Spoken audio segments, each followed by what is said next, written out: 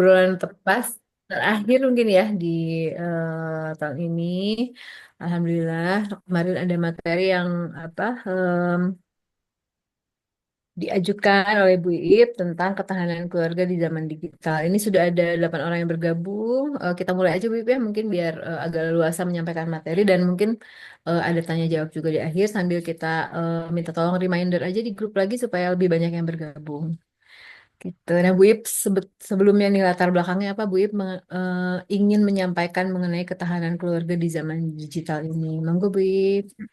Baik, saya sambil dibantu nanti sama Fatima ya. Oh iya. Bismillahirrahmanirrahim. Assalamualaikum warahmatullahi wabarakatuh. Waalaikumsalam warahmatullahi wabarakatuh. Eh, Alhamdulillah kita bergabung hari ini di layar ada 8 orang termasuk saya ya. Jadi teman-teman itu sebenarnya spontan. Beberapa waktu lalu sebetulnya saya diminta ngisi kegiatan seminar tentang keluarga gitu ya. Cuman waktunya nggak pas gitu. Terus saya sudah terlanjur punya PPT-nya gitu. Iya, iya, iya. Alhamdulillah. Terus udah gitu ada lagi latar belakangnya adalah ada 3 hal sebenarnya. Pertama saya kebetulan kok diminta ada ngisi acara gitu ya. Terus saya udah bikin PPT. Lalu kedua eh, minggu itu tuh terakhir saya dapat sharing dari senior tentang fatherhood gitu ya. Motherhood itu kalau teman-teman mungkin biasa dengarnya istilah motherhood gitu ya, Iya. keibuan gitu ya, atau parenting itu untuk banyaknya dihadiri ibu-ibu. Nah, kalau sekarang kan alhamdulillah nih ada Pak Darmawan nih, ada bapak-bapak juga. Jadi sebetulnya parenting itu adalah motherhood dan fatherhood. Nah, ada satu senior saya yang dia punya modul tentang fatherhood yang itu dia peroleh dari kebetulan dia domisnya di Australia dan itu dia materi itu dipakai gitu untuk pelatihan-pelatihan di sana. eh Materinya cukup banyak sekali. Jadi kita dapatnya sampai beberapa bulan ya. Materinya bagus banget gitu. Tapi saya nemu ininya lah core-nya gitu. Mungkin di Indonesia juga sebetulnya banyak yang aktivis fatherhood gitu ya. Bahkan ada yang menamakan dirinya misalnya kayak Edi gitu. Terus siapa lagi tuh Fatherman itu siapa tuh yang menyebut sebelum Fatherman aneh juga gitu ya. Nah, tapi nanti kita akan cerita sedikit juga tentang itu.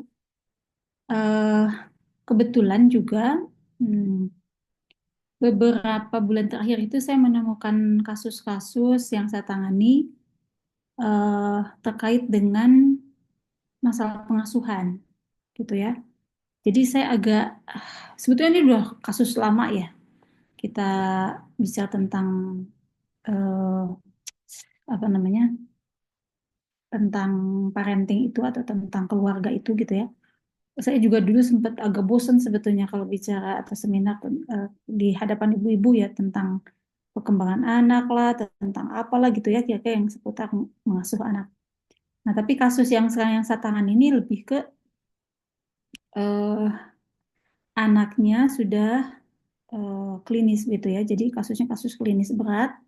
Dan kalau kita telusuri itu nanti ada kaitannya dengan peran ayah dan ibu gitu.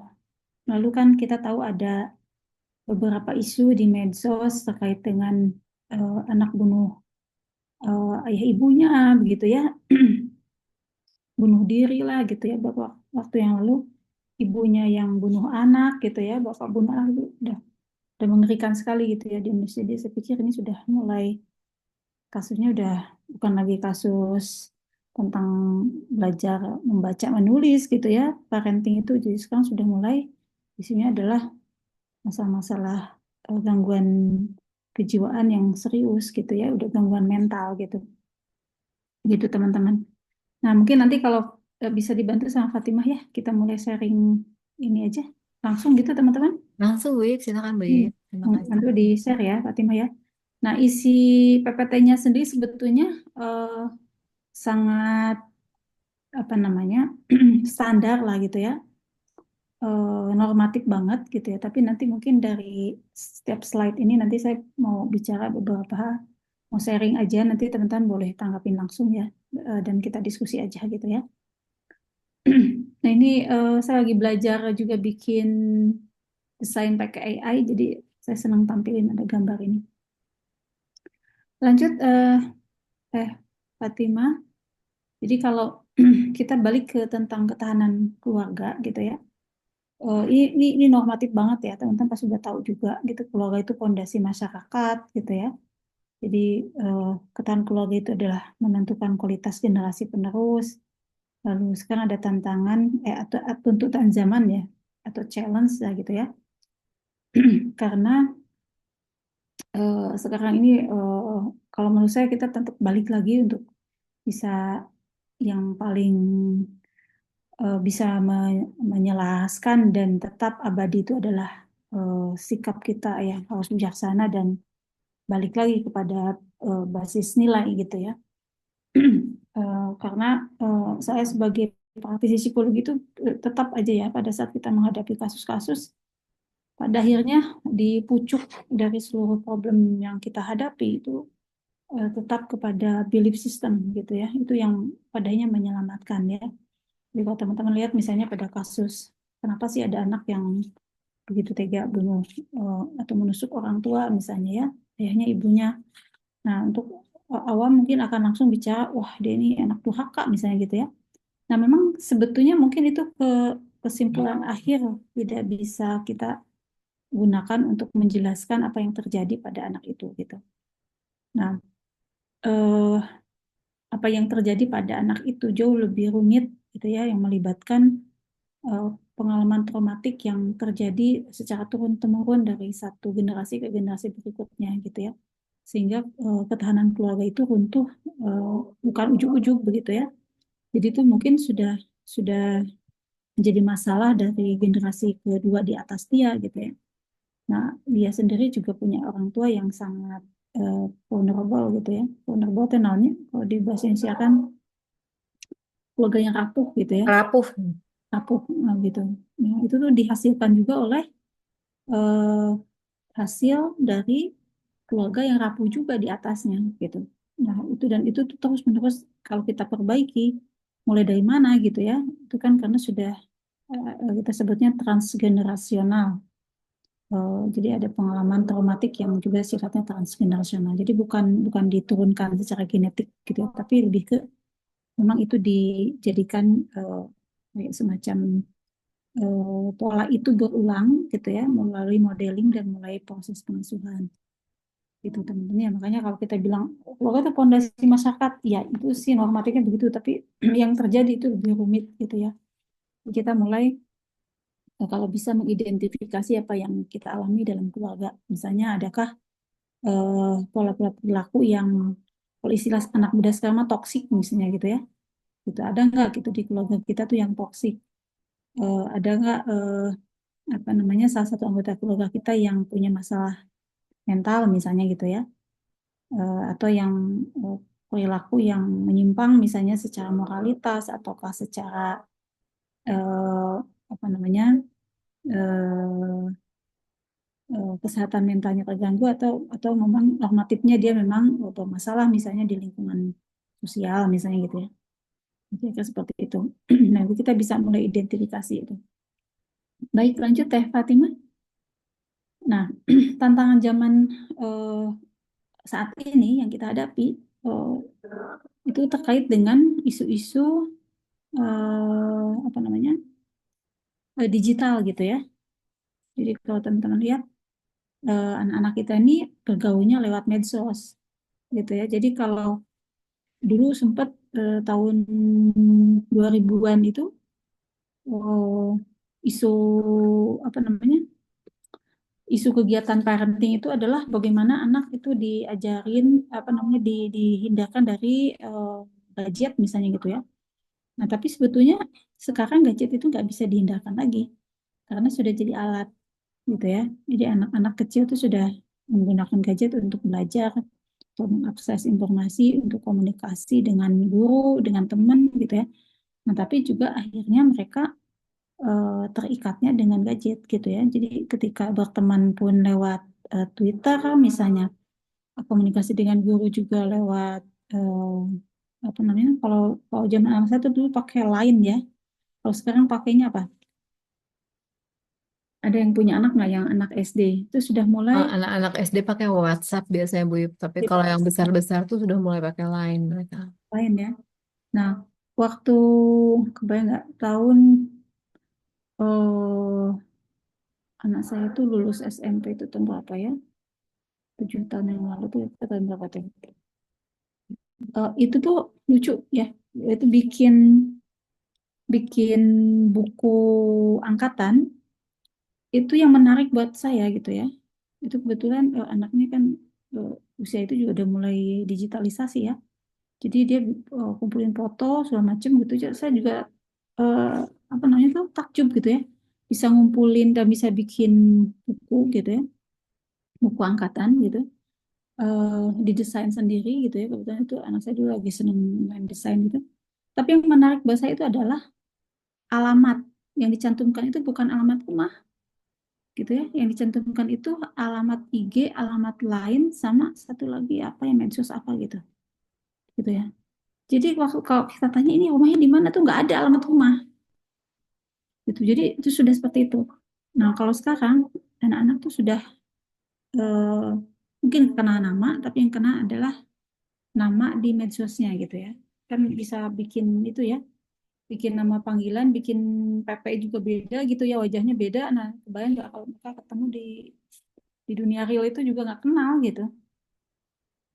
Jadi mulai ada fenomena tercerabut dari lingkungan gitu ya, sehingga anak-anak itu menjadi terisolasi gitu ya. Jadi ada apa namanya itu ada isu-isu ya kayak semacam fear of out of apa FOMO itu apa missing out ya, fear of missing out Fear misalnya. of missing out. Kayak gitu. Nah, itu tuh udah nggak aneh lagi ya. Atau misalnya anak-anak yang tidak bisa membaca ekspresi emosi, tidak bisa berbicara secara santun, sebayangin ya, banyak yang suka posting ya di medsos ya. Anak mahasiswa sekarang misalnya gitu, ngomong sama dosen tuh kan aneh ya, gitu ya. Eh, Pokoknya ajaib gitu. Terus eh mereka lebih lebih ini juga gitu ya, lebih intens di medsos ya. Kalau di dunia real tuh nggak bisa. Jadi ketika mereka misalnya tidak ikutan akses medsos itu anak itu juga menjadi tersisihkan gitu ya. Oh, nggak tahu gitu tugasnya kapan nggak tahu gitu ya dan karena nggak ngecek lainnya gitu wah itu saya berapa kali nemuin isu klien saya anak mahasiswa yang ketinggalan gara-gara dia sebetulnya udah jenuh dengan medsos gitu ya dia sendiri sudah terisolasi tapi pada saat yang sama juga dia kehilangan ini ya kehilangan akses untuk bisa eh apa namanya istilahnya tuh mengikuti gitu ya proses pergaulan dengan teman-temannya dan kegiatan apa kegiatan kelompok misalnya gitu ya karena semuanya lewat medsos. Nah itu ya. Terus kemudian kenapa muncul bullying misalnya? Nah bullying itu nggak bisa dihilangkan, susah banget gitu ya. Karena tadi ya afeksi gitu ya, kecerdasan emosinya menurun gitu. Nah kebayang ya dengan fenomena seperti ini, saya pikir ini keluarga nih kita mesti ini ya mesti balik lagi ini ke apa namanya ke norma dasar tentang bagaimana keluarga itu seharusnya dibentuk gitu ya. Nah, idenya sebenarnya seperti itu. Baik, lanjut Teh Fatimah. Ini kayaknya kalau nggak salah pertanyaan masih panjang. eh jadi saya coba ada satu hal yang selalu saya cantumkan kalau di kegiatan apa, seminar atau webinar seperti ini. Saya suka munculkan visi keluarga dalam proses Islam dan undang-undang perkawinan. Kenapa ini penting? Karena teman-teman ya di Indonesia ini satu hal yang masih bisa kita jaga adalah bahwa agama Islam itu masih menjadi eh, semangat untuk apa namanya aturan-aturan yang diberlakukan dari mulai dari Pancasila sampai ke undang-undang gitu ya. Termasuk salah satunya ini yang paling riskan adalah undang-undang perkawinan. Ya, kalau teman-teman baca nanti di undang-undang perkawinan itu masih dicantumkan bahwa perkawinan itu adalah eh, kalau nggak salah nomor 1 tahun 2004 itu ya. Masih udah lama ya jadi jangan mudah-mudahan jangan pernah direvisi lah ya kalaupun revisi bukan di kalimat itunya ya kalimatnya itu mencantumkan bahwa perkawinan itu adalah eh, perkawinan adalah pernikahan adalah perkawinan antara eh, laki-laki dan perempuan gitu ya, untuk tujuan menciptakan kebahagiaan dan statusnya gitu ya. Nah, kalimat itu tuh penting banget karena sekarang tuh sudah, kalau nggak salah tuh sekitar 9 apa berapa ya, mungkin mungkin sudah nambah ya sekarang ya. 9 negara, mungkin nambah sekarang, saya nggak tahu ya update-nya. Itu sudah mengakui pernikahan antar jenis kelamin, sejenis, pernikahan sejenis ya, laki-laki laki-laki, perempuan perempuan, itu sudah diakui negaranya. Yang paling duluan itu dulu kalau nggak salah Kanada ya. Nah, dan saya punya kasus anak mahasiswa masih muda, dia sampai udah kepikiran mungkin saya nanti mau pindah negara aja ke negara yang bisa mengakui keberadaan saya, dia bilang gitu ya. Karena dia memilih untuk eh, menetapkan dirinya ingin menjadi seorang gay gitu ya. Nah, karena di Indonesia hukumnya pernikahan tidak diakui gitu ya. Kemudian dia juga Muslim gitu ya, kan aneh nih Muslim tapi dia pengen gay. Itu saya bilang gini, agama Muslimnya gimana? Nah, dia bilang ya di Islam kan nggak diakui. Jadi kalau gitu saya lepasin aja agama gitu. Tapi bukan berarti dia mau murtad, bukan gitu. Jadi dia dia merasa agama apa ya, tidak menghormati pilihan dia gitu loh. Ini kacau ya kan? Nah, kebayang nggak teman-teman ya? Kita punya nilai, tapi nilai itu nggak mau dipakai. Jadi mau pilih aja mana yang sesuai dengan yang maunya dia. Itu ini udah segawat ini ya. Udah segawat ini, belum lagi kasus-kasus yang saya tangani yang itu sudah makin makin ajaib aja gitu ya. Jadi saya mulai berpikir apa saya harus bicara lagi nih tentang ini gitu. Ya lanjut ya Fatimah. Eh, kalau kita lihat nih sedikit sepintas saja ya teman-teman ya, karena teman-teman udah tahu sebetulnya ya. Jadi kalau di dalam Islam itu yang tercantum di Al-Quran itu visi keluarga itu adalah memelihara dari api neraka gitu ya. Jadi fokusnya itu adalah akhirat. Ya kan kebayang ya. Jadi kalau kalau fokusnya adalah akhirat, sebetulnya eh, untuk urusan dunia insya Allah pasti selamat kan gitu ya. Nah, jadi kalau dibahasakan itu tujuannya adalah mawadah, sakinah mawadah warahmah gitu ya. Nah, kemudian dituliskan generasinya itu harus yang soleh dan bertanggung jawab. Kira-kira seperti ini normatif banget. Nah, tapi teman-teman, yang normatif ini dalam prakteknya gitu ya, tidak mudah gitu ya. Jadi mis contoh gini ya, keluarga Muslim, eh, salah satu pasangan itu misalnya punya isu traumatik. Ini yang saya cerita semua adalah real ya, teman-teman ya. Saya nggak akan ceritakan siapa orangnya, tapi ini real. Eh, Pengalaman traumatik itu membuat dia menjadi sangat suspicious terhadap orang lain, termasuk dia juga tidak terlalu trust ke pasangan, gitu ya.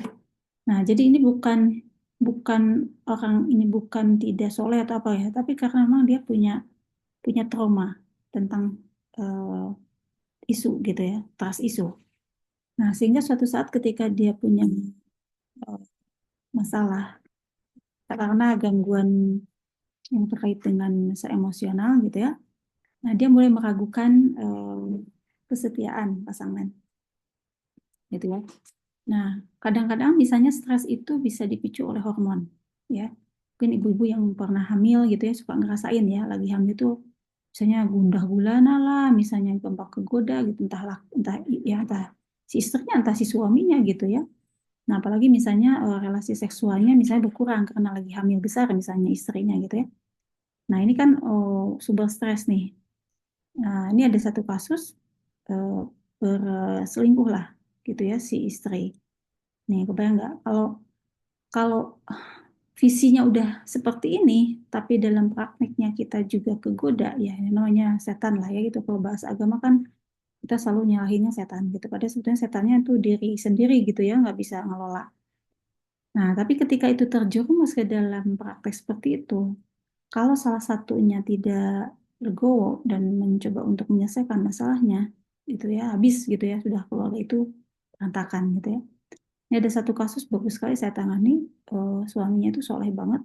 Jadi dia punya visi seperti ini gitu ya, seperti yang dalam Al-Quran.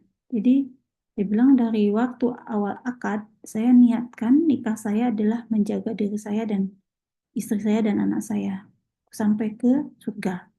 Jadi ketika si istri ini ketahuan dia selingkuh dan si istrinya mengaku gitu ya, dia nangis gitu ya sejadi-jadinya dan dia kemudian memaafkan istrinya, kemudian dia bawa ke psikolog dia selesaikan gitu ya. Nah, seperti itu ya. Itu kasus orang soleh.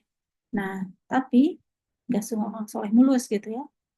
Teman-teman jangan heran kalau saya tangani ada kasus orang yang hafiz Quran pun selingkuh. Gitu. Jadi jangan nganggap wah ini kayaknya keren banget nih gitu. Di prakteknya eh, dunia keluarga itu mengerikan gitu ya. Dan itu semua tidak terekspos karena untuk beberapa orang yang baik gitu ya, mereka juga menutupi aib ini dan lebih baik mencari jalan keluar. Nah, tapi kalau teman-teman buka medsos, saya sih biasanya udah males ya lihat medsos atau biasanya saya suka ngintip sih, gitu ya. Ngintip untuk apa? Saya pengen lihat gitu ya, trennya tuh kemana. Itu mengerikan sekali ya, keluarga itu ya. Eh, Pacaran dengan siapa, berkali-kali kawinnya dengan siapa gitu ya. Istrinya yang mana gitu ya, dipeluk-pelukan pasangan siapa lagi gitu ya.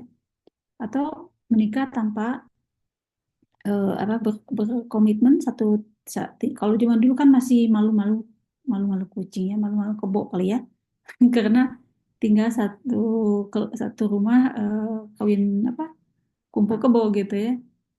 Nah, jadi bukan malu-malu kucing namanya ya, malu-maluin kebo gitu. Nah kayak gitu ya teman-teman, kebayang nggak saat ini kalau teman-teman buka film-film misalnya isinya itu adalah seperti apa? Ayo, film apa yang muncul yang sekarang ngetren? Itu menunjukkan gambaran dari keluarga yang ada saat ini. Gitu ya, misalnya yang putus, apalagi eh, saya udah mulai lihat iklan-iklannya Luna Maya bikin film apa tuh? Apa tuh? Main api ya, atau film-film drakor misalnya. Wah, aduh, parah banget. Eh, Apa namanya? Pernikahan itu bisa dibuat eh, kawin kontrak untuk tujuan tertentu yang itu sama sekali nggak ada hubungannya sama visi membuat keluarga gitu ya, membentuk keluarga. Nah, kira seperti itu. Jadi kalimat ini yang saya cantumkan di sini meskipun ini normatif, tapi ini dalam kondisi yang sudah gawat darurat gitu ya. Indonesia itu sudah gawat darurat eh, tentang keluarga gitu ya. Keluarga kita ini sudah diambang masalah. Baik, lanjut lagi Teh. Teh Fatimah. Oh, oke, ini masih tentang visi undang-undang ya. Kita lewat aja. Jadi seperti ini seharusnya gitu ya. Nah, tapi kenyataannya babak belur. Nah, saya masih mau tulis lagi tentang kenapa saya balik lagi ke keluarga gitu ya. Jadi kalau di dalam undang-undang di Indonesia kita bersyukur kita masih berlandasan pada ketuhanan. Nah, ketuhanan itu artinya bahwa pendidikan agama itu jadi inti dari nilai keluarga. Itu. Lalu kemudian yang kedua, fokusnya adalah ibadah bersama untuk spiritualitas. Jadi ini eh, bukan soal sesederhana hmm, apa ya namanya ya. Eh, Kalau di psikologi kita hanya bahasnya tuh peran, gitu nanti nanti di slide berikutnya saya akan bahas peran juga. Tapi maksud saya mulai dari titik dari akarnya dulu karena apa? Karena semua problem yang kita temukan, yang saya hadapi di ruang klinik, intinya tuh nggak ada gitu ya. Nggak ada nilai ketahanan keluarga di mana ketuhanan itu sebagai basis dari sebuah keluarga. Yang ada adalah misalnya cari suami itu yang penting bisa ngurusin misalnya aman 7 keturunan gitu ya. Atau ganteng misalnya yang penting gitu ya. Atau apa lagi? banyak lah ya. Mungkin kalau di sini teman-teman KMB kayaknya sih mungkin bingung ya karena semuanya pada soleh-soleh. Jadi nggak kebayang bahwa kok ada gitu keluarga begitu. Tapi saya menemukan ya faktanya ketika saya buka konseling gitu ya untuk kawan-kawan yang datang lewat masjid. Jadi maksudnya kliennya itu eh, cari konselornya itu ke masjid gitu ya. Nah isinya itu adalah eh, yang seperti tadi saya ceritakan, perselingkuhan gitu ya, kemudian free sex gitu ya. Nah ini kemana sih sebenarnya gitu ya? Eh, Ketahanan yang berbasis pada ketuhanan tuh kemana gitu? Kok kayak nggak ada gitu ya, nggak ada jejaknya. Lalu kemudian aspek sosial ya, aspek sosial itu nanti akan ada terkait dengan musyawarah dalam keluarga, hubungan harmonis gitu ya. Jadi kalau teman-teman lihat di lagi-lagi kalau kita ukurannya adalah medsos gitu yang diposting, isinya adalah flexing gitu ya. Isinya adalah pertengkaran gitu ya. Terus keluarga yang ada RT misalnya gitu ya. Udah banyak sekali itu kasus KDRT ya. Jadi kalau teman-teman lihat kalau di ya memang itu tidak diposting karena itu banyak kasusnya disimpan di apa di data sebagai data rahasia gitu ya. Tapi waktu saya sempat diundang di Kawan Tani Jakarta, eh, di semua provinsi sampai level kabupaten dan kota itu ada lembaga perlindungan hukum untuk anak dan perempuan ya. Nah itu isinya tuh kasusnya tuh kasus eh, kekerasan, abuse, eh, entah itu orang tua ke anak gitu ya, atau ke pasangan, perselingkuhan dan segala macam, dan itu sudah melibatkan hukum. Ya, harus sudah melibatkan hukum itu sudah mulai perbuatannya itu sudah melanggar hukum sosial gitu ya, hukum perdata gitu ya, kayak gitu. Nah, apalagi kalau terkait dengan moralitas ya. Kayak jadi kasus yang saya tidak ungkapin, saya nggak cantumin ininya ya datanya ya. Ini saya lupa ya, nggak datanya nggak dicantumin, tapi itu data itu hanya bicara tentang angka. Jadi kalau teman-teman mau buka, mau akses, itu di eh, apa namanya websitenya perlindungan pada anak itu nanti menyeramkan ya, karena kasusnya banyak. Tapi yang mau saya bicarakan adalah lebih ke contoh-contoh kasus secara kualitatif ya, supaya ada gambaran bahwa eh, itu nyata gitu di masyarakat kita tuh nyata. Jadi terakhir tuh misalnya ada satu kasus yang seorang ibu yang menelantarkan anaknya sudah terjadi bertahun-tahun. Anak itu ternyata diurus baik-baik saja oleh keluarga angkat. Nah, terus tiba-tiba sekarang dia menuntut balik mau ambil anak itu gitu ya. Nah, tapi itu urusannya jadi berabe karena sebetulnya si si ibu ini memang ternyata diduga dia itu punya uangnya itu dari hasil mucikari gitu ya. Dan eh, tidak bisa dipastikan anak ini si orang tuanya ayahnya itu siapa gitu.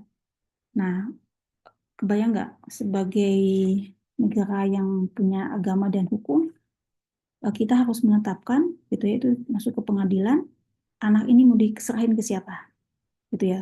Ibu yang sahnya menuntut gitu. Tapi anak ini sebetulnya sudah baik-baik saja di keluarga angkatnya gitu. Dan itu tidak sederhana ya, karena itu jadi masalah yang cukup rumit baik secara psikologis maupun secara apa namanya nasab gitu.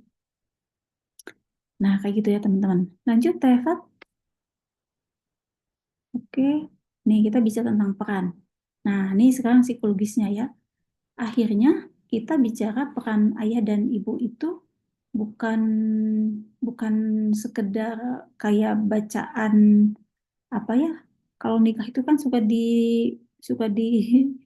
apa ya, suka dibacain ya. Eh, Ego takut.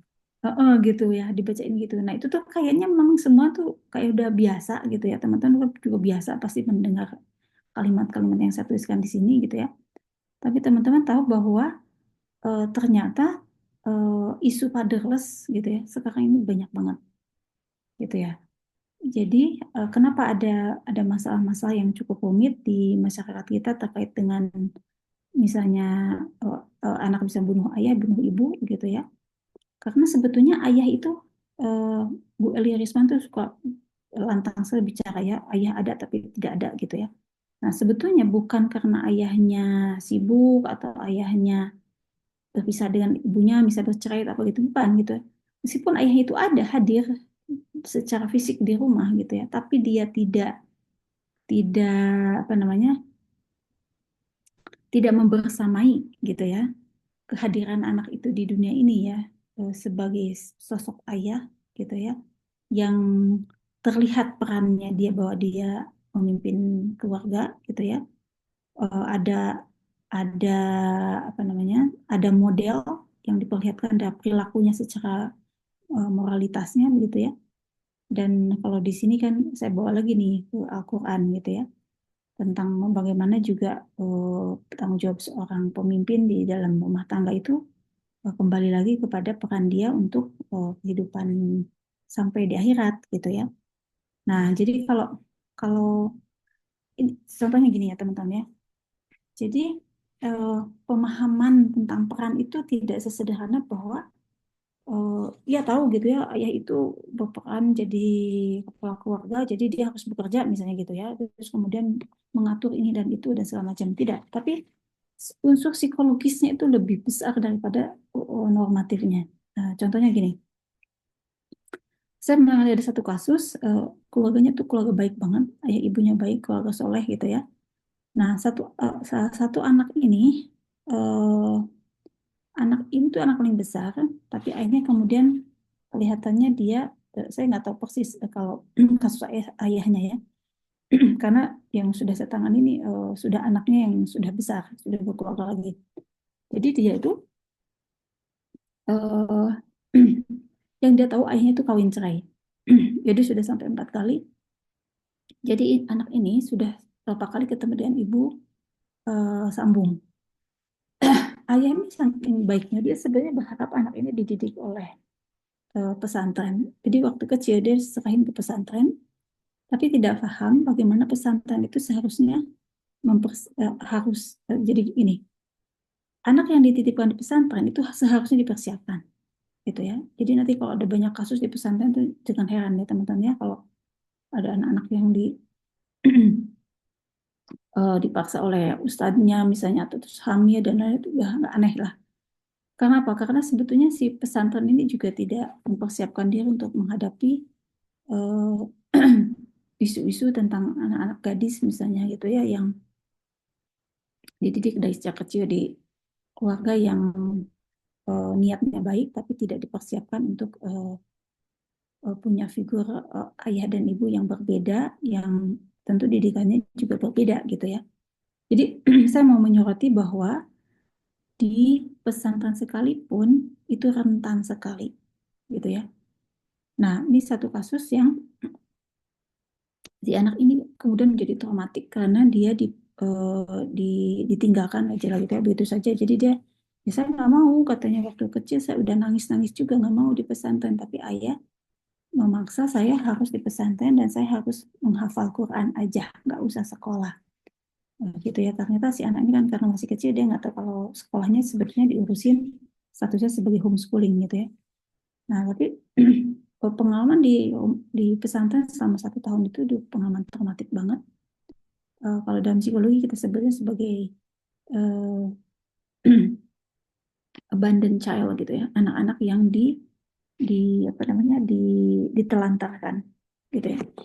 Nah, kenapa bisa gitu ya di pesantren jadi ditelantarkan? Karena uh, orang yang ada di pesantren, entah itu kiainya gitu ya atau ibu asuhnya, itu belum tentu bisa menggantikan peran atau apa namanya bonding emosi dengan ayahnya atau ibunya yang sesungguhnya.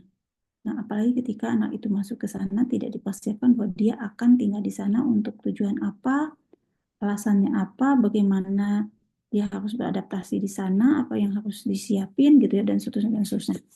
Dan banyak sekali gitu ya trennya sekarang, anak-anak lagi masih kecil udah masuk ke pesantren tapi tidak dipersiapkan.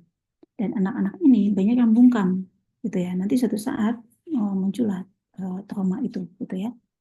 Nah, ini kasus itu sudah sangat lama, kebayang waktu masih kecil, tapi si teteh ini gitu ya udah gede, sekarang ini jadi punya isu punya trust isu dengan peran ayah gitu ya. Dan itu menjadi masalah ketika dia nanti menikah.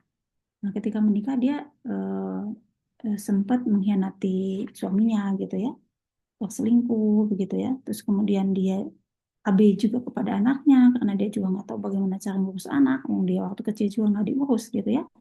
Jadi gimana dia bisa ngurus anaknya? Jadi kebayang nggak? Tadinya maunya eh, orang tua itu mendidik anak gitu ya, ayah ibunya maksudnya supaya jadi madrasah yang pertama untuk anaknya, tapi yang terjadi adalah pengabaian gitu ya. Nah, pengabaian itu bagian dari abuse sama gitu ya, abuse juga. Jadi bukan salah pesantrennya, bukan gitu ya, tapi prosesnya gitu. Oke, lanjut Teh Fatimah. Ini aku punya slide berapa ya? Kalau nggak salah sekitar 20-an. Lanjut, apa lagi nih Teh Fatimah? Kalau teman-teman ada yang mau komen dulu apa-apa boleh ya, karena ini kelihatannya masih banyak. Nah, sekarang kita cerita tentang faktor resiko. Jadi ketika yang tadi cerita tentang normatif itu tidak terpenuhi gitu ya, ternyata fatherless itu adalah resikonya adalah tadi yang seperti saya ceritakan ya. Jadi masalah emosi anak, anak bisa emosinya labil. Jadi kalau sekarang lagi ngetren bipolar lah gitu ya, apalagi yang lagi ngetren, oh apa namanya, oh NPD, terus apa lagi tuh. Nah itu tuh kasus-kasus seperti itu sebenarnya kasus-kasus karena kehilangan trust ya di masa emosi. Kalau NPD juga ada belasan moral ya, moralitas. Jadi biasanya mereka punya isu terkait dengan eh, apa kecenderungan manipulatif misalnya gitu ya, kayak gitu. Nah itu tuh karena ayah itu sumber dari ego strength gitu ya kalau di psikologi ya. Jadi ketika ayahnya mengabaikan, anak itu eh, tidak punya apa ya, ego strength itu apa ya, eh, kekuatan secara personal yang membuat dia tuh bisa menghadapi masalah gitu ya. Jadi anaknya itu menjadi lemah banget, vulnerable ya, rapuh gitu. Waalaikumsalam.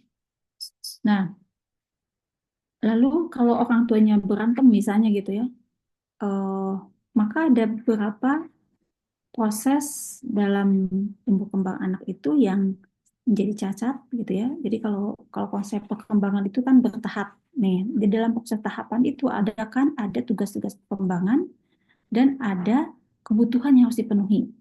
Nah, biasanya kalau kita telusuri itu pasti ada cacat di satu fase kapan gitu ya. Kemudian nanti jadinya seperti apa.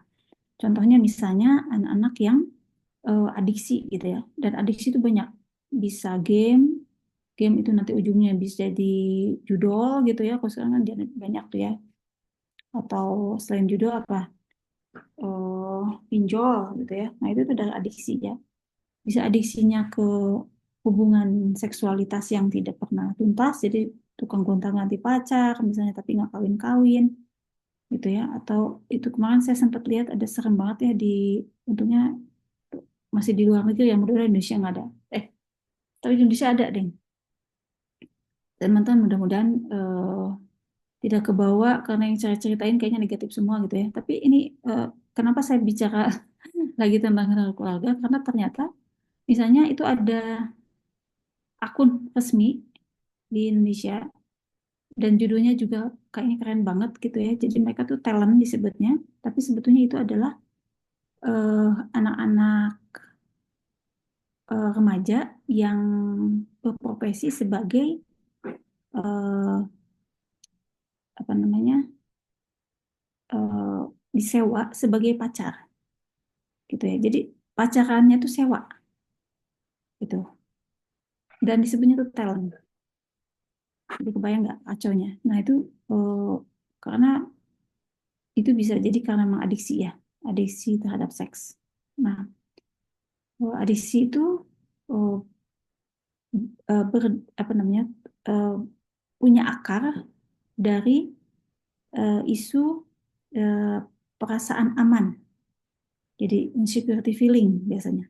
gitu ya. Dia itu biasanya di fase-fase usia 1 tahun atau 2 tahun pertama, gitu ya. Misalnya anak-anak yang bermasalah, anak-anak yang di panti asuhan itu biasanya isunya banyak sekali security feeling. Nah, kemudian faktor eksternalnya adalah ketika tekanan sosial, kayak sekarang misalnya ada flexing lah, ada glowing lah gitu muka gitu ya, atau misalnya standar Koreaan lah, apalah macam-macam itu ya, kayak gitu gitu ya. Em, jadi oh, banyak banget isunya ya kayak gitu. Nah, kenapa saya oh, yang dimunculkan ada yang seperti ini aja, tapi kenyataan yang terjadi adalah berat banget itu yang ada di masyarakat kita ya. Jadi kalau ini tidak apa namanya itu tertangani gitu ya, risiko seperti ini tuh luar biasa yang kita hadapi ya. Baik lanjut Teh Fatima. Kemudian apa yang kita bicarakan? Upaya preventifnya ya. Apa yang bisa kita lakukan? Jadi balik lagi nih, kalau saya ternyata sebenarnya balik lagi agama itu yang paling utama. Kalau minimum spiritualitas lah gitu ya. Artinya gini, kita nggak bicara tentang agamanya apapun. Kalau di dalam keluarga itu punya nilai-nilai spiritualitas yang menjadi pusat dari visi keluarganya, setidaknya mereka nanti akan punya nilai atau makna yang ingin mereka bangun terkait dengan sebuah keluarga, gitu ya. Nah, kalau teman-teman lihat sekarang di drakor itu banyak sekali cowok-cowok yang keren-keren banget, yang sangat care pada perempuan gitu ya. Itu sebetulnya fake ya. Jadi karena eh, justru isunya adalah mereka sudah kehilangan kepercayaan terhadap institusi yang disebut dengan pernikahan. Makanya ada isu tidak perlu menikah. Kalaupun menikah itu hanya sebagai kontrak gitu ya. Kalaupun nanti menikah beneran tapi dijanji gitu ya di awal tidak punya anak. Jadi child free gitu. Nah, isunya udah mulai ke sana. Jadi ini bahaya banget. Nah, kalau di Jepang misalnya itu sudah mulai sekarang dibujuk-bujukin tuh ya, sampai dijamin dari lahir sampai nanti meninggal tuh dibiayai negara gitu ya, punya anak dan seterusnya gitu ya.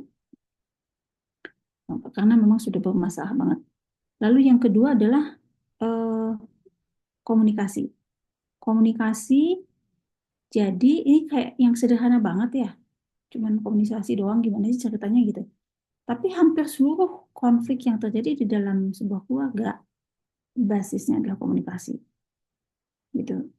Oh, parah banget gitu ya. Misalnya gitu ya, karena katakanlah misalnya seorang laki-laki tidak biasa melihat gestur istri atau si istri tidak biasa membahasakan apa yang dirasakan gitu ya. Kemudian mereka menjadi salah paham.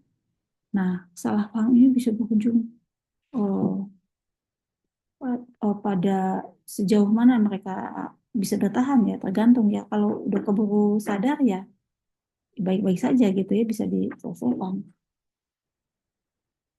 Bentar teman-teman, bentar.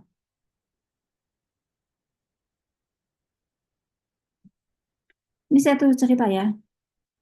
eh ada suami istri 20 tahun udah menikah, ketemu dengan saya.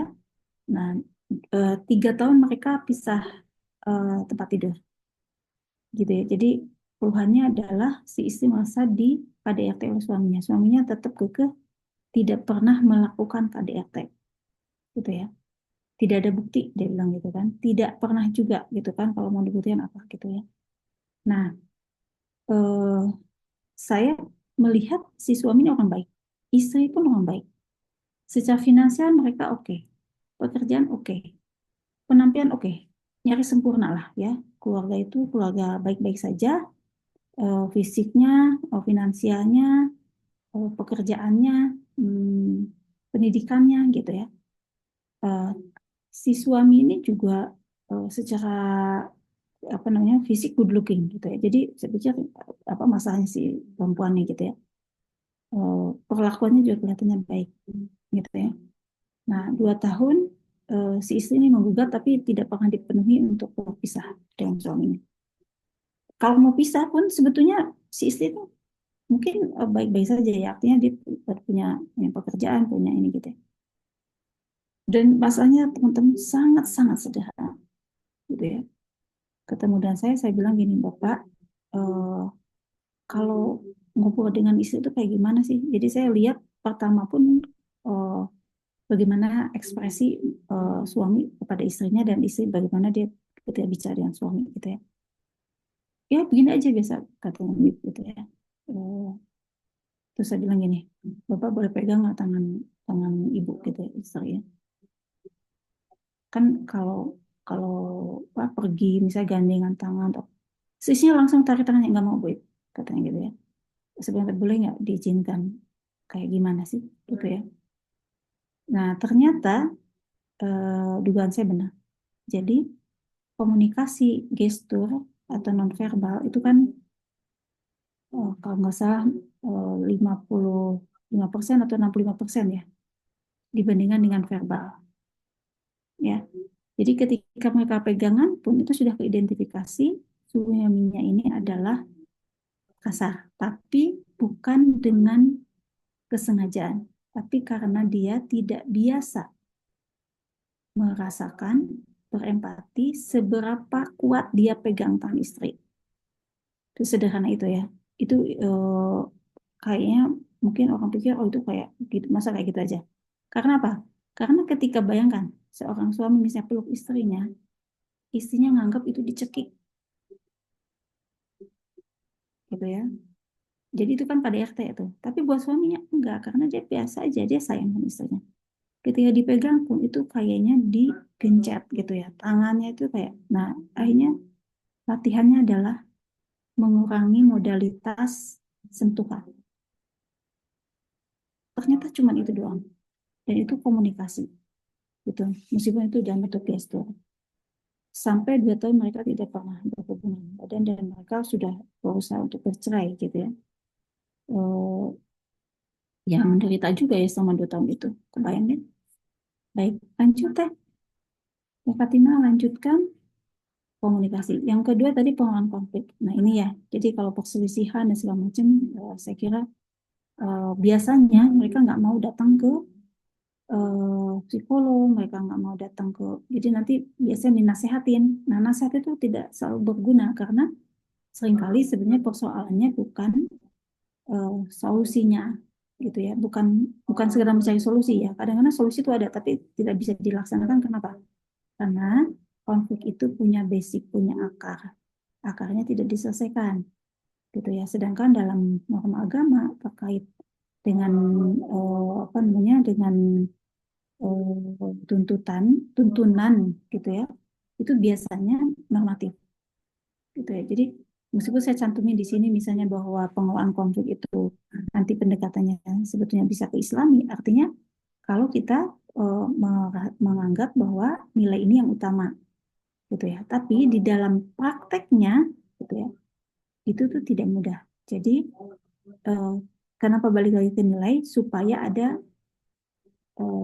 apa namanya, ada makna gitu ya. Dikembalikan lagi ke makna sebuah pernikahan itu karena pada akhirnya nanti konflik itu bisa diselesaikan ketika orang dikembalikan lagi pada apa sih sebenarnya yang mau dikejar dalam sebuah pernikahan.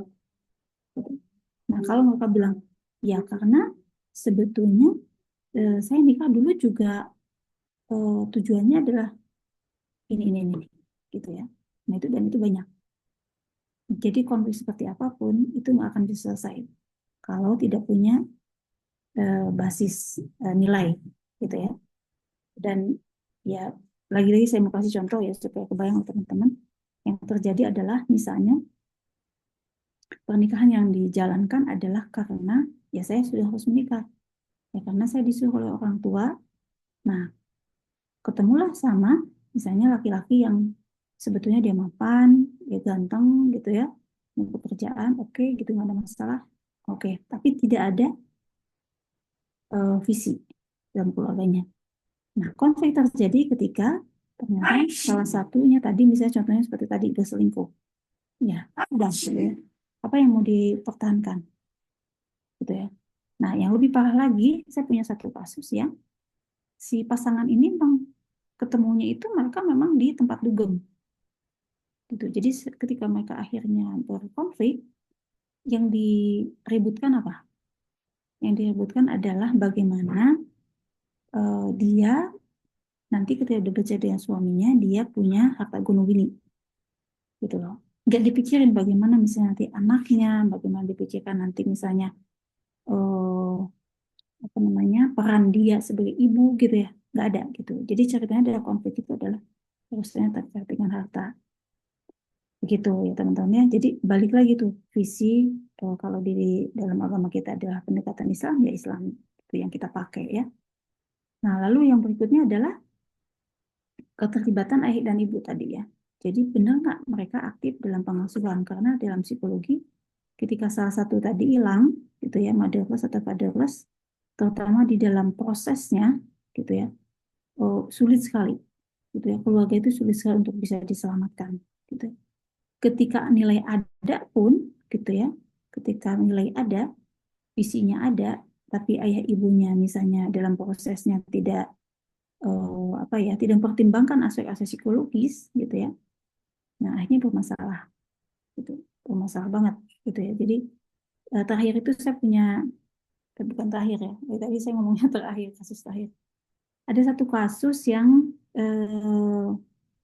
maksud saya konsultasi kemarin beberapa hari yang lalu sih bukan kemarin persis maksud saya itu eh, orang tuanya itu tokoh gitu ya tokoh nasional jadi kalau makanya saya bilang nggak saya nggak usah sebutin karena saya mau teman-teman belajar aja dari kasus ini untuk melihat bahwa betapa terlibatan ayah ibu itu di dalam proses ini penting banget.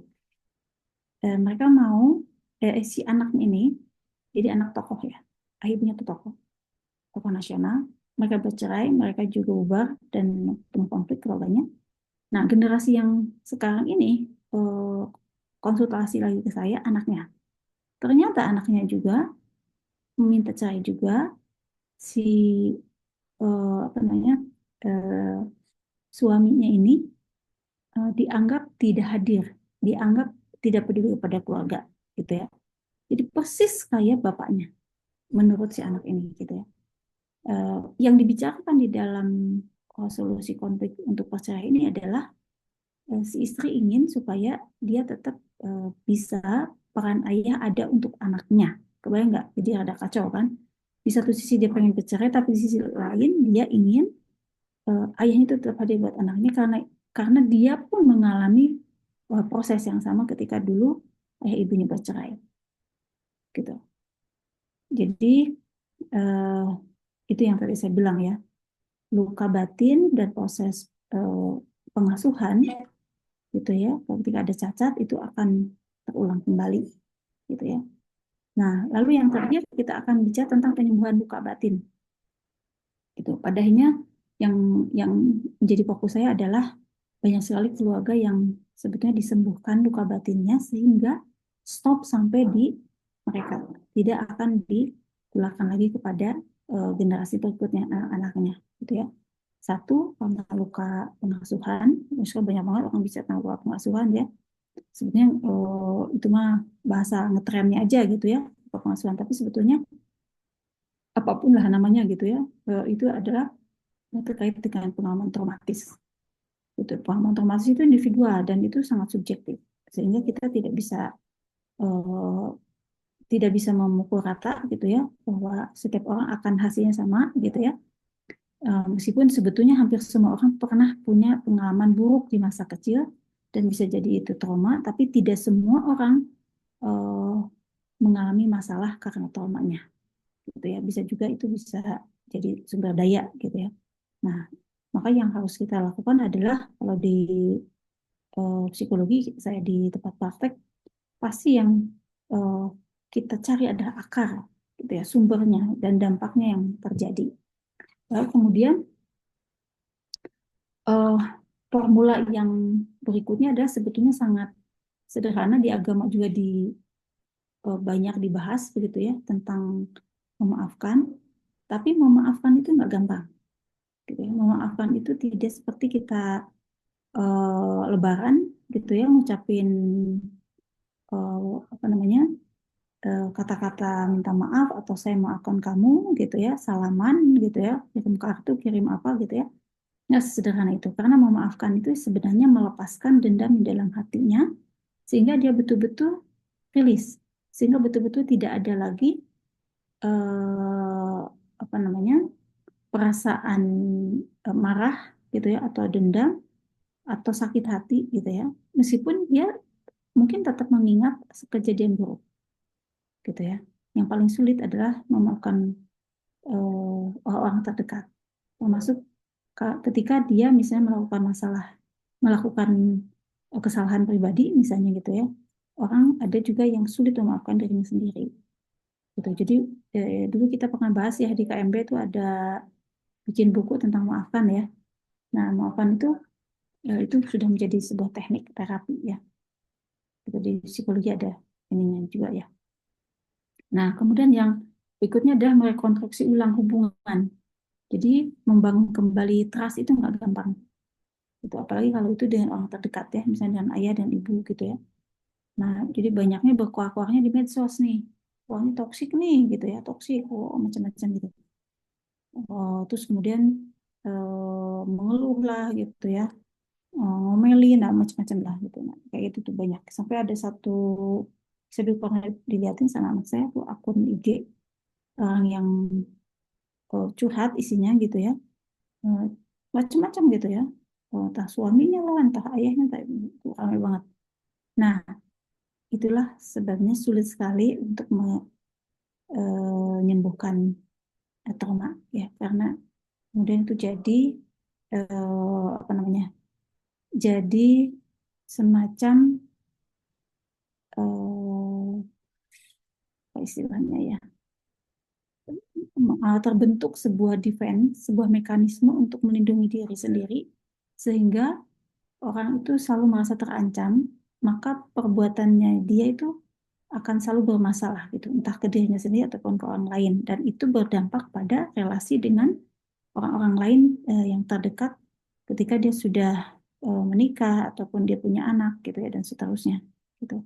Nah, yang tadi adalah sebenarnya butuhnya ada dukungan komunitas yang bisa apa namanya saling mendukung, bagaimana orang-orang yang pernah punya pengalaman yang sama itu eh, bisa memberikan apa namanya eh, remodeling ya, modeling. Kalau kalau kalau saya di psikologi itu ada istilah reparenting. Jadi ada sebuah proses terapi untuk apa namanya istilahnya, mendidik ulang diri sendiri lah gitu ya, kalau dibahasakan ya.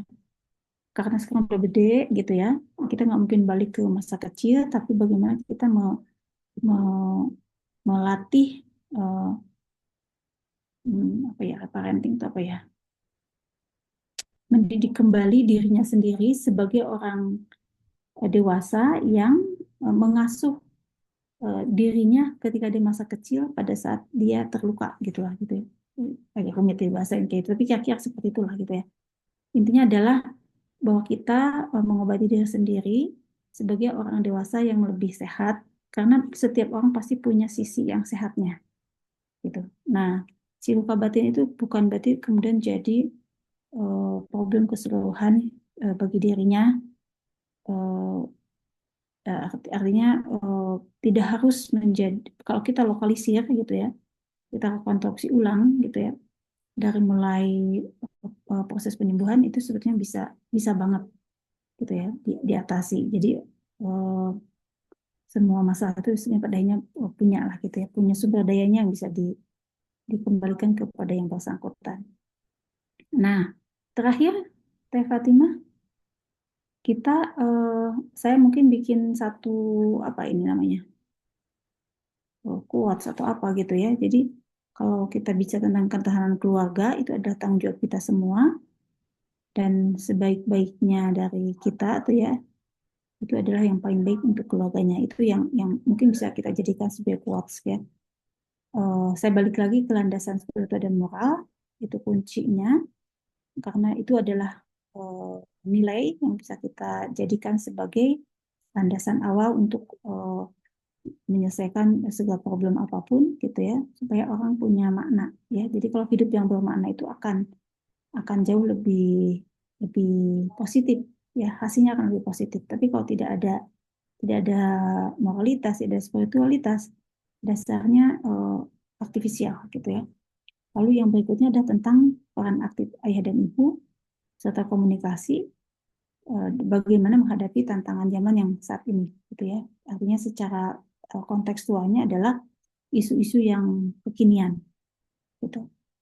Baik, itu yang bisa saya sampaikan teman-teman. Mudah-mudahan sejam kayak berasa. Jadi ide besarnya adalah keluarga itu harus yang kuat, karena itu langkah kita untuk menuju masyarakat yang adil dan beradab. Jadi ini Pancasila banget gitu ya, basicnya ya. Saya bikin pepet ini karena untuk umum gitu ya, sehingga bisa dikembalikan pada moralitas dan dasar spiritualitas yang sifatnya umum banget gitu, untuk apa ya namanya, untuk tanggung jawab kebangsaan lah, kira-kira gitu ya, bahasa kerennya mah gitu. Baik teman-teman ya. Jadi tidak terlalu diperlihatkan isu-isunya supaya tidak terlalu kasuistik. Tuh. Baik teman-teman, mohon pisan sudah mau mendengarkan ocehan saya 1 jam. Semoga masih pada melek. Makasih banyak Bu Ii. Alhamdulillah, terima kasih banyak Bu Ip. Tahan napas selama Bu Ip kasih materi ya. Ya Bu Ip relevan banget ini sisi apa yang materi yang Bu Ip sampaikan pada malam ini. Jadi memang kelihatannya kurang lebih sama dengan saya gitu ya, menjadi concern kita semua. Dan pastinya banyak nih dari teman-teman sekalian yang ingin menyampaikan pertanyaan atau mungkin menyampaikan pendapat gitu ya tentang apa yang sudah disampaikan oleh Bu Ip. Silahkan, boleh langsung open mic saja.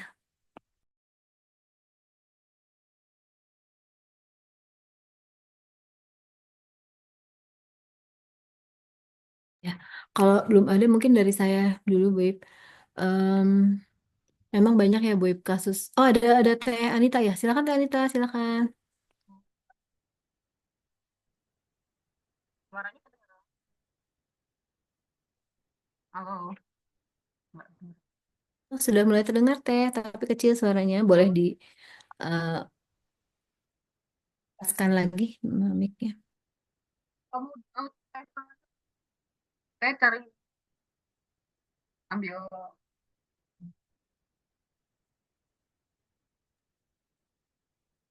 Ya, silakan Teh Anita. level aja dulu. Bentar.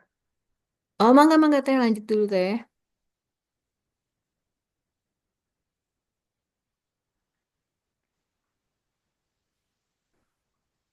Oke, dari saya dulu ya Teh Anita. Mohon. eh Bu Ip, ini kan memang jadi concern kita semua ya. Kalau anak sekarang tuh memang lebih mudah gitu, seperti lebih mudah mendiagnosa dirinya sendiri itu dengan kemudian melabel itu dengan mental health issue dan lain sebagainya. Nah, itu juga apakah berupa fenomena tersendiri gitu Bu Ip, atau memang karena perkembangan medsos ini yang luar biasa gitu ya. Jadi seperti ada tsunami informasi gitu yang mudah sekali diakses oleh siapapun termasuk anak-anak kita gitu sehingga hal tersebut bisa terjadi. Nah, kemudian apakah itu juga mempengaruhi kondisi mental sendiri secara langsung gitu Bu Ip? Karena ketika kita membaca informasi, kemudian dengan pengetahuan yang mungkin seadanya menyamakan dengan kondisi dan lain sebagainya, nah, apakah itu juga mempengaruhi kondisi mental sendiri? Terima kasih Bu Ip.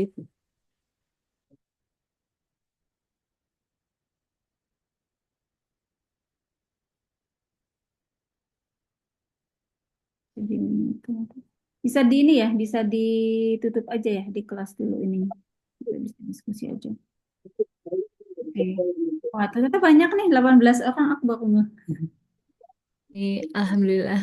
Nah, jadi jadi sebenarnya gini, lingkungan itu kan salah satu yang berperan menjadi stimulus gitu ya. Hmm. Dan ya sebetulnya yang namanya di lingkungan itu kita liar, kita bisa nggak bisa menduga apa yang akan terjadi gitu. Eh, nggak bisa dikontrol juga oleh kita gitu apa yang terjadi di luar diri kita ya. Cuman poin pentingnya di zaman saat ini gitu ya. Yang saya amati itu adalah eh, kita ini sekarang sulit untuk bisa eh, menciptakan dunia yang lebih apa ya. Kalau zaman dulu itu kan mungkin eh, kita gampang tutup pintu aja mungkin apa namanya berantem tetangga nggak kedengaran gitu lah. Kira-kira mungkin seperti itu ya. Nah, kalau sekarang itu kan gitu ya, rumah tangga banyak orang itu kita buka medsos itu kita bisa bisa ngegosipin orang seluruh dunia gitu. Betul, Bisa betul. tahu rumah tangga orang itu banyak dengan hanya melihat eh, Nah, Facebook 10 menit gitu ya di medsos. kita langsung kebanjiran memang informasi seperti itu dan tergantung ya seperti apa gitu nanti informasi yang sampai ke kitanya yang mana gitu. Nah, itulah sebabnya kenapa kita juga jadinya harus puasa medsos, tapi juga kita tidak bisa melepaskan diri dari medsos kan gitu ya. Nah, ketika misalnya informasi positif juga ada di medsos. Jadi berat sekali untuk bisa memilah mana yang itu positif, mana yang negatif. Nah, terutama ketika kita sendiri misalnya punya isu gitu ya, punya isu yang mirip-mirip, sehingga kemudian itu ke-trigger gitu ya. Makanya kan cepat banget tuh saling komentar itu kan cepat banget. Gitu. Oh iya ya gini-gini dan itu biasanya yang paling banyak di komentar itu kan yang yang secara emosional itu apa dramatis gitu ya pasti itu dikomentari gitu ya padahal sebetulnya kan komentarnya juga ya nggak jelas ya apa aja asal aja itu sebenarnya isinya bicara tentang diri masing-masing sebetulnya pada akhirnya gitu ya jadi itu yang memang jadi masalah untuk diri kita ketika kita jadi mudah sekali untuk berpikir negatif, mudah sekali emosional gitu ya. Eh, Kemudian membandingkan, kemudian jadi vulnerable tadi ya, rapuh ya. Yang paling kelihatan adalah juga kita sebetulnya tidak pernah terhubung dengan diri sendiri, gitu ya. Tidak pernah terhubung dengan sendiri. Kita jadi terhubungnya tuh dengan orang luar, dengan lingkungan luar. Makanya banyak orang yang heboh banget di medsos, ramah gitu ya. Tapi sebenarnya begitu ketemu, orangnya kelihatan banget jutek misalnya gitu ya, nggak bisa diajak ngobrol gitu. Karena apa ya? Karena di medsos itu kan pencitraan semua. Alter ego gitu ya, Bu Ip ya. Gitu. Jadi kan bukan yang sebenarnya gitu, yang dimunculkan di medsos itu banyak yang, apalagi sekarang dengan AI gitu ya, eh, apa namanya, foto kita aja bisa diedit abis-abisan, wah udah masalah aja lah gitu ya. Semuanya jadi tidak berhubungan dengan manusia yang utuh, yang genuine gitu, manusia yang alami, yang benar. Nah, itu seperti itu ya. Itu teman-teman. Teh Anita udah angkat tangan dari tadi pegel nggak Teh?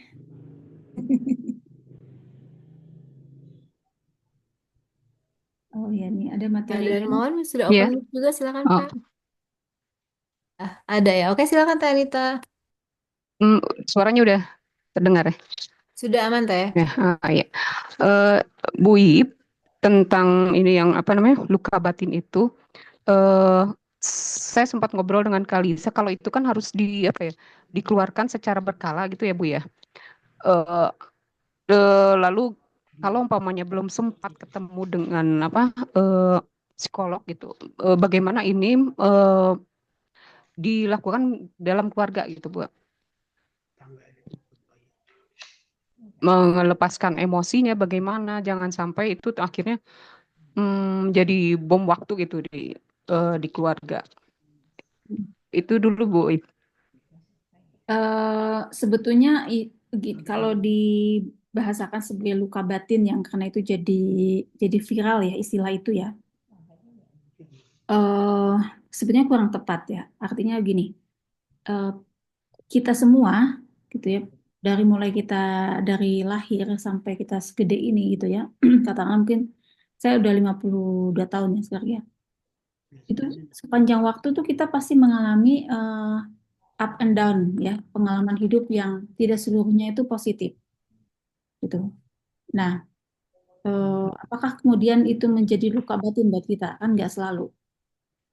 Cuman gitu ya, pada saat kita masih kecil di fase usia 7 tahun ke bawah, itu saat kita kanak-kanak, kita tuh tidak terlalu berdaya gitu ya.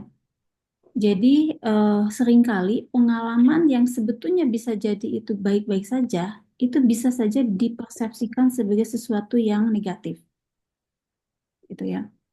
Eh, jadi pengertian luka batin itu sebetulnya lebih kepada eh, proses yang terjadi, internalisasi yang terjadi pada anak, pada saat kita masih kecil, pada anak-anak. Karena itu terjadi karena proses selektif sebetulnya, selektif internalisasi namanya. Jadi contohnya gini, misalnya anak jatuh nih, anak kecil jatuh. Tapi buat orang tuanya jatuhnya tuh lucu banget misalnya gitu ya. Misalnya kelihatan anak tuh lucu ya, gemuk gitu. Terus jadi dia jatuh nyungsep misalnya gitu ya. Terus malah diketawain gitu ya. Kan suka ada ya anak-anak jatuh terus orang dewasa di sekitar situ malah ngetawain gitu ya. Terus anaknya nangis, masih diketawain nih kamu lucu banget nih dicubit misalnya gitu. Nah, buat si anak kejadian itu nggak lucu-lucu sama sekali gitu. Bisa dipersepsikan oleh dia bahwa saya ini jadi kayak badut misalnya ya yang diketawain karena ternyata ketika jatuh itu apa nyenangin orang lain. Kita nggak pernah tahu apa yang dipersepsikan oleh anak pada saat itu. Apakah dia kemudian justru nanti misalnya dia mendapatkan pengalaman ketika dia sakit itu nyenengin orang, gitu ya, sehingga dia mungkin akan menjadi orang yang senang memperlihatkan atau menyakiti diri sendiri sehingga itu membuat dia mendapatkan afirmasi dari lingkungan. Atau dia merasa abandon, dia merasa tidak dilindungi, dia mistrust pada orang. Kita nggak pernah tahu. Gitu. Nah, kita sebagai orang dewasa juga tidak pernah bermaksud untuk membuat anak itu luka batinnya gitu ya, bahwa oh ternyata diketawain gitu tuh nggak benar ya, dan ternyata anaknya jadi trauma. Nggak pernah ada orang kepikiran ke sana. Itu spontan aja kejadian itu gitu. Nah, makanya kita nggak pernah tahu sampai mana ada luka batin dan di mana akarnya sampai eh, yang melakukannya secara profesional bisa menggali dan menemukan eh, apa namanya akar masalahnya gitu. Dan itu biasanya di awal-awal 10 tahun pertama atau yang lebih ini lagi biasanya yang paling banyak itu di 2 tahun pertama. Jadi makin kecil pengalaman traumatisnya itu makin kuat dan makin sulit untuk dicabut gitu ya kalau kita sebut sebagai akar itu gitu ya karena seringkali juga udah dilupakan, udah harus menggunakan teknik-teknik yang lebih ini lagi gitu ya, lebih mengakses bawah sadar misalnya gitu ya. Nah, itu yang disebut dengan luka batin, Teh Anita. Nah, tapi ketika misalnya kita sudah dewasa, kita menyadari ada masalah gitu ya, maka baik buat kita kemudian mencoba melakukan proses reflektif. Jadi reflektif itu kan berpikir mendalam ya. Di sini ada Teh Uyun yang seneng apa namanya filsafatnya siapa Teh Uyun? Apa, Eh, Bu? Filsafat apa tuh yang disebut Teh Uyun? Aku jadi lupa. Eh, yang selalu melihat kehidupan itu dari dari sudut pandang positif, apa? Stoik gitu ya. Nah, eh, orang kan kelihatannya kayak gampang ya eh, bersikap bijaksana seperti itu gitu ya. Tapi sebetulnya kalau tidak terlatih dalam proses eh, merenungi gitu ya, filsafat itu kan reflektif ya, merenungi apa yang sebenarnya terjadi. Kenapa? Contoh sederhananya gini misalnya, ada orang misalnya apa namanya ke trigger gitu ya, kepicu eh, oleh sesuatu yang sebetulnya dia sendiri nggak ngerti kenapa sih kok tiba-tiba aku jadi sebel ya sama dia gitu. Dia padahal dia senyum-senyum ke saya, tapi saya kesel ya. Apa gitu? Dan misalnya gini, ada orang yang tiba-tiba dia ketakutan ketemu dengan laki-laki yang berkumis. Apa ya gitu? Pokoknya takut aja. Nah, ketika kita menyadari itu, penting untuk kemudian itu di apa, direnungkan. itu dalam proses reflektif. Nah, cara yang mandiri itu adalah kita mencoba untuk secara objektif melihat sebuah kejadian betul-betul hanya faktanya aja. Jadi misalnya ada bapak-bapak berkumis tebal banget, hitam, lewat. Dia senyum. Itu faktanya gitu ya. Objektifnya seperti itu. Tapi yang terjadi pada badan saya gemeteran, saya takut, lalu tiba-tiba saya kabur gitu ya. Padahal si bapaknya tuh senyum gitu loh. Dia mau nyapa saya, malah saya kabur gitu ya. Nah, respon tubuh saya adalah saya gemetar dan ketakutan. Lalu yang saya lakukan adalah saya kabur, gitu kan? Kan itu kan otomatis. Something wrong. Nah, itu yang diproses gitu, Bu Anita. Jadi, kalau itu bisa dilakukan secara mandiri, bagus banget. Tapi terkadang orang perlu orang lain. Misalnya, saya mau curhat nih sama teman. Mungkin temannya bilang, oh kamu aja kali kepikiran siapa, misalnya gitu ya. Kepikiran, misalnya. Pokoknya orang itu takut aja, orang itu kayaknya feeling aku dia orang itu orang jahat gitu. Nah, sebetulnya bisa jadi itu terasosiasi dengan sesuatu pengalaman di masa sebelumnya. Nah, teman curhat seringkali belum tentu juga mampu apa namanya istilahnya tuh membantu kita untuk bisa memproses informasi itu sehingga muncul kesadaran. Yang terjadi adalah hanya curhat aja gitu, curhat aja terus. Nah, akhirnya di keluarga juga terjadi seperti itu. Yang dilakukan adalah curhat. Ipar dengan ipar curhat. Lama-lama merasa toksik kerjaannya itu aja gitu yang diomongin gitu kan. Karena apa? Karena sebenarnya tidak diproses, tidak ada feedback bagaimana sebuah kejadian yang mungkin itu terkait dengan luka batinnya itu kemudian ditemukan gitu akar masalahnya atau apa yang sebenarnya perlu dilakukan dalam bentuk perilaku yang lebih adaptif menghadapi si bapak-bapak berkumis hitam itu misalnya gitu kan. Mungkin orang akan bilang, kamu pura-pura nggak lihat, kayak, tapi gemeteran nih gitu misalnya gitu. Tapi apa yang terjadi? Apa yang dipikirin? Misalnya aku, eh, misalnya pikir bahwa orang itu akan menculik saya gitu. Masa bapak-bapak menculik emak-emak gitu kan, termasuk akal. Berarti kan yang berpikir takut diculik itu siapa misalnya gitu. Apa waktu kecil zaman dulu pernah diculik misalnya sama bapak-bapak berkumis misalnya gitu. Nah kayak gitu.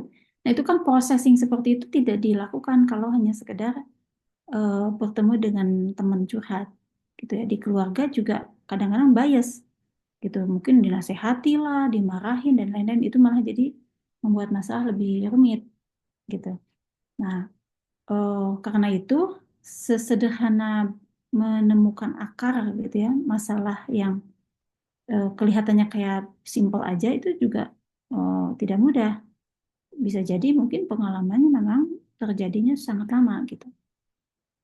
Gitu ya. Itu saya pernah ngalamin ada satu klien yang eh, klien itu usianya sudah 38 kalau nggak salah. Jadi dia sudah telat lah kalau untuk nikah ya. Saya bilang gini, dalam hati itu tapi ya saya pengen ngomong. Kalau si Mbak ini ketemu saya masih usia muda aja mungkin dia bisa selesai dulu tuh si luka batinnya itu gitu ya. Sehingga mungkin dia akan menikah gitu ya. Mungkin gitu ya. Tapi dia udah sangat terlambat gitu. Nah, dia padanya setelah itu menyadari bahwa pantas aja dia tidak apa ya namanya itu tidak pernah kepikiran pun untuk menikah pun tidak gitu. Kenapa? Karena ternyata luka batinnya dan salah satunya adalah eh, itu tadi dia tiba-tiba dia punya pengalaman waktu masih TK lagi berjalan gitu ya. Ada pamannya ya, nah, anak kecil itu kan nggak selalu ingat dan kenal dengan paman ya. Mungkin si pamannya seneng banget ketemu dia.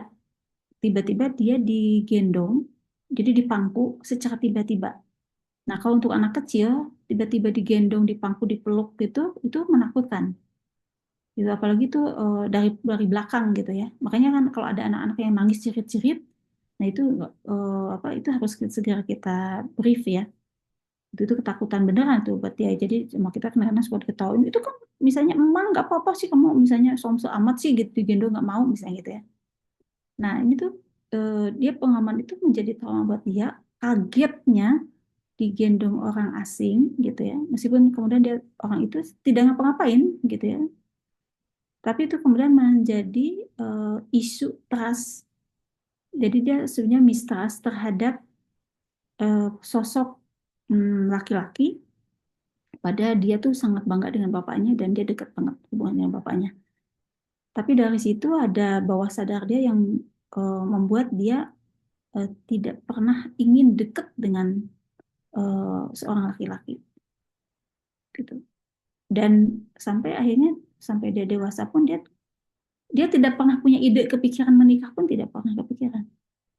Orangnya sangat suspicious, sangat apa namanya, dan kepribadian dia berkembang menjadi orang yang paranoid gitu ya, seperti itu terus gitu. Pada itu satu kejadian itu yang tergali ya. Nah, jadi kalaupun misalnya kelihatan kayak baik-baik saja, akan muncul masalah-masalah yang mungkin bisa jadi itu ditoleransi, tapi sebenarnya itu punya akar, gitu, punya akar. Mereka bayangkan kalau misalnya sekarang ada isu orang nggak mau nikah itu kenapa sih gitu, ya kan? Jadi kalau kalau cara pandangnya psikologi kan saya berpikirnya gini, apa yang terjadi misalnya di Jepang anak-anak muda tuh nggak mau nikah. Mereka mau nikah tapi kalau dengan eh, apa namanya boneka anime, gitu ya. Nikahnya dengan boneka anime, bayang nggak? Jadi betapa mereka sangat apa namanya traumatik dalam hubungan sosial ya. Apa masalahnya sih sebenarnya gitu ya. Jadi mereka tuh nggak mau direpotin oleh anak, misalnya nggak mau apa ngurusin apa sih istilahnya tuh bertanggung jawab untuk sharing dengan partner gitu ya. Jadi ibaratnya tuh gini, kalau istri itu fungsinya ngurusin rumah, mereka merasa sekarang ada robot pembersih rumah, robot tukang masak, robot segala macam selesai gitu. Gitu ya teman-teman ya. Gitu Bu Anita ya. Kayaknya ngomongnya kemana-mana saya. Ya, makasih Bu Ip. Mungkin minimal saya harus apa ya membangun komunikasi gitu dengan salah satu anggota keluarga, kemudian eh ya membangun komunikasi yang sehat dan positif itu untuk membangun apa ya kepercayaan diri itu pertama. Terus kemudian juga membantu menghadapi orang-orang di sekitar yang bahkan ada yang sensitif gitu. Jadi masalahnya kan ketemunya dengan justru yang responsif dengan yang sensitif gitu, Mbak. Hmm, Dan hmm. itu yang jadi masalah kemarin gitu. Jadi yang sakitnya jadi ada dua orang mungkin ya Bu ya. Eh, ya ya minimal itu mungkin satu bantu dengan komunikasi dulu. Itu terus menghadapi bagaimana cara menghadapi orang yang sensitif itu gitu Bu. Itu Ya. dulu mungkin. Ya. Terkadang keluarga itu bias ya wanita ya. Jadi saya selalu gini, kawan-kawan kita di psikologi kadang-kadang mereka juga konsul ke teman-teman yang lain. Karena apa? Karena meskipun mereka di keluarganya tuh tidak bisa menangani itu karena eh, apa namanya subjektivitas kita itu sangat kuat gitu, menjadi bias jadinya gitu ketika kita tangani. Eh, Mungkin bisa juga, tapi dalam arti bahwa anggota keluarga itu sebagai bagian dari yang mensupport gitu. Tapi artinya begini, kita tidak bisa memaksakan untuk bisa menyelesaikan sebuah problem di mana problem itu sebetulnya konteksnya itu sebenarnya bagian dari kehidupan pribadi kita juga gitu. Karena apa? Karena kita sendiri juga sebetulnya mungkin eh, tidak bisa betul-betul objektif memisahkan bahwa itu misalnya bukan bukan bukan saya ya misalnya gitu. Nah, karena keluarga itu kan seolah seperti bagian dari diri kita gitu. Itu kesulitannya seperti itu.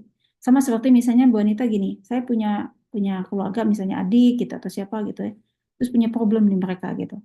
Nah, satu saya itu tidak bisa saya berperan menjadi psikolog buat adik saya misalnya gitu. Jadi perannya adalah ya sebagai kakak misalnya gitu ya, atau sebagai adik yang mendampingi ataupun misalnya yang memberikan dukungan gitu. Karena menjadi tidak objektif lagi gitu, dan bias gitu ketika kita tangani. Sama seperti itu. Dokter juga begitu ya. Misalnya kayak kita punya anak dan statusnya dokter. Nah, itu sebaiknya tidak melakukan intervensi kepada anak sendiri. Itu harus kepada partner yang lain. Gitu, wanita ya. Jadi di keluarga tentu kita berharap bisa saling bantu. Tapi ya Ya, kan posisinya sebagai keluarga gitu. ya, ya. Ya, terima kasih Bu Ip. Itu baru satu kali sih ketemu sama psikolognya. Barangkali harus terus berkala ya Bu Ip ya. Nggak Mm, bisa sekali jadi gitu. mm, Hmm. mm. Ya. Makasih Bu Ip. Ya, sama-sama. Bu Uyun mau menanggapi atau materi saya terlalu Waduh, normatif begitu? agak deg-degan, Bu. Agak deg-degan ya. Ya, eh, karena banyak ya kasus-kasus begini tuh dialami oleh kita sendiri sehingga kadang-kadang kita juga jadi mungkin ini ya atau teman-teman yang mungkin merasa, aduh saya juga punya isu misalnya eh, Lumayan baper nih Bu Ip nih. gitu, punya isu terkait dengan apa gitu. Nah itu tuh gini, saya suka apa namanya mencoba untuk apa namanya di dalam dalam kehidupan kita gitu, semua yang dialami oleh oleh kita itu sebetulnya juga memang dialami oleh banyak orang. Jadi artinya kita tuh sama aja gitu dengan orang lain juga gitu. Nah, bisa jadi sebenarnya eh, hambatannya kita adalah kita cukup menjaga diri atau jaga image lah kalau bahasa sekarang gitu ya. Sehingga kita tidak terlalu kelihatan punya masalah gitu kan gitu ya. Nah, karena apa? Karena ya tadi ya mungkin kedekatannya dengan orang lain tuh ya nggak dekat-dekat amat gitu ya. Atau kita mungkin bergaulnya juga perifer gitu ya. Hanya hal yang baik aja yang mau kita ceritain misalnya gitu ya. Atau saya juga pengen dong dilihat baiknya aja sama orang misalnya gitu. Nah, tapi sebetulnya enggak juga gitu ya. eh ada juga sih gitu yang kurang-kurangnya dan itu sebetulnya juga terjadi pada orang yang lain gitu. Nah, saya suka selalu sampaikan kayak itu supaya apa? Supaya kita tidak apa namanya? Tidak menilai buruk diri sendiri, tapi juga kita tidak menjudge juga orang lain gitu. Gitu. Jadi orang lain punya masalah, iya sama, aku juga punya masalah gitu. Kira-kira begitulah gitu. Seperti itu dan itu adalah manusiawi gitu. Itu teman-teman. Ayo Mbak Wiwi kemana nih? Aku udah mulai gatal-gatal digigitin nyamuk. Boleh Pak Darmawan, Bu Hera, Ju, Fatima silakan. Dan teman-teman yang lain.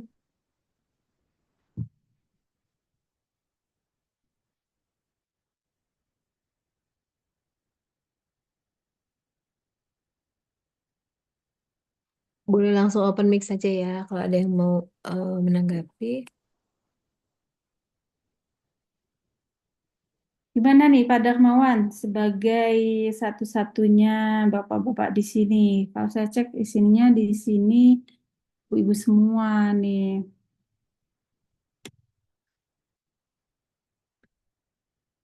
Pengalamannya sebagai seorang ayah bagaimana nih Pak?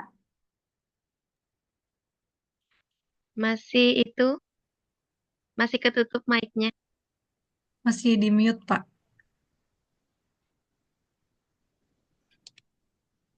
Ya, saya lebih banyak mendengar aja, Bu. Saya coba lebih banyak mendengar aja dulu. Kalau pengalaman saya banyak hal yang harus diperbaiki ya.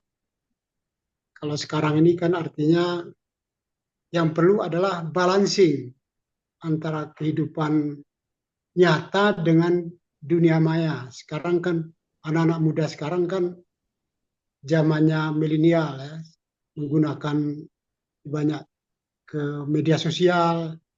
Sebenarnya ini diimbangi dengan balancing dengan fakta yang ada. Mm-mm. Artinya anak-anak sekolah juga tidak terlalu harus terfokus kepada media sosial, pakai internet, pakai apa. Tapi sekali-sekali mereka itu harus menulis. Kita balancingkan dia. Soalnya di akhir-akhir jam pelajaran, siswa itu suruh menulis saja apa yang mereka pelajari. Apa Mm-mm. yang mereka dapatkan pada hari itu. Karena sekarang kesannya kan maunya orang instan sekarang. Alah itu gampang itu, tapi begitu dilakukan ternyata sulit gitu. Ya. Jadi itu yang perlu diperbaiki. Jadi artinya eh, mari sama-sama kita membangun suatu sistem yang baik untuk membalansingkan itu. Jangan terlalu terpercaya betul kepada kemajuan teknologi. Ada baiknya kemajuan teknologi apabila dimanfaatkan dengan baik. Tapi kita harus juga mendidik anak menjadi ketahanan keluarga itu adalah berkarakter yang baik, mempunyai prinsip dan berdikari yang baik mereka. Jangan terlalu percaya kepada teknologi. Mari dibiasakan mereka tuh menulis apa yang dapat dia dapatkan pada hari itu. Perharinya apa yang dapat keberhasilan, apa yang kegagalan dia per hari ditulis. Jadi sesuai dengan kelompok kita ini kan kelompok menulis bersama. Jadi semua pembicaraan kita kaitkan juga dengan menulis itu. Ya, betul, Pak. Jadi Di sini yang mengajar atau mungkin dosen siapa ya kira-kira ya? Bu Iis mengajar, Iis. Mbak Wi mengajar. Kalau di depan kelas sekarang anak-anak itu pakai laptop ya, Bu ya? Ya, pada jam tertentu saja, Bu, nggak selalu. Bu Iis sekolah apa?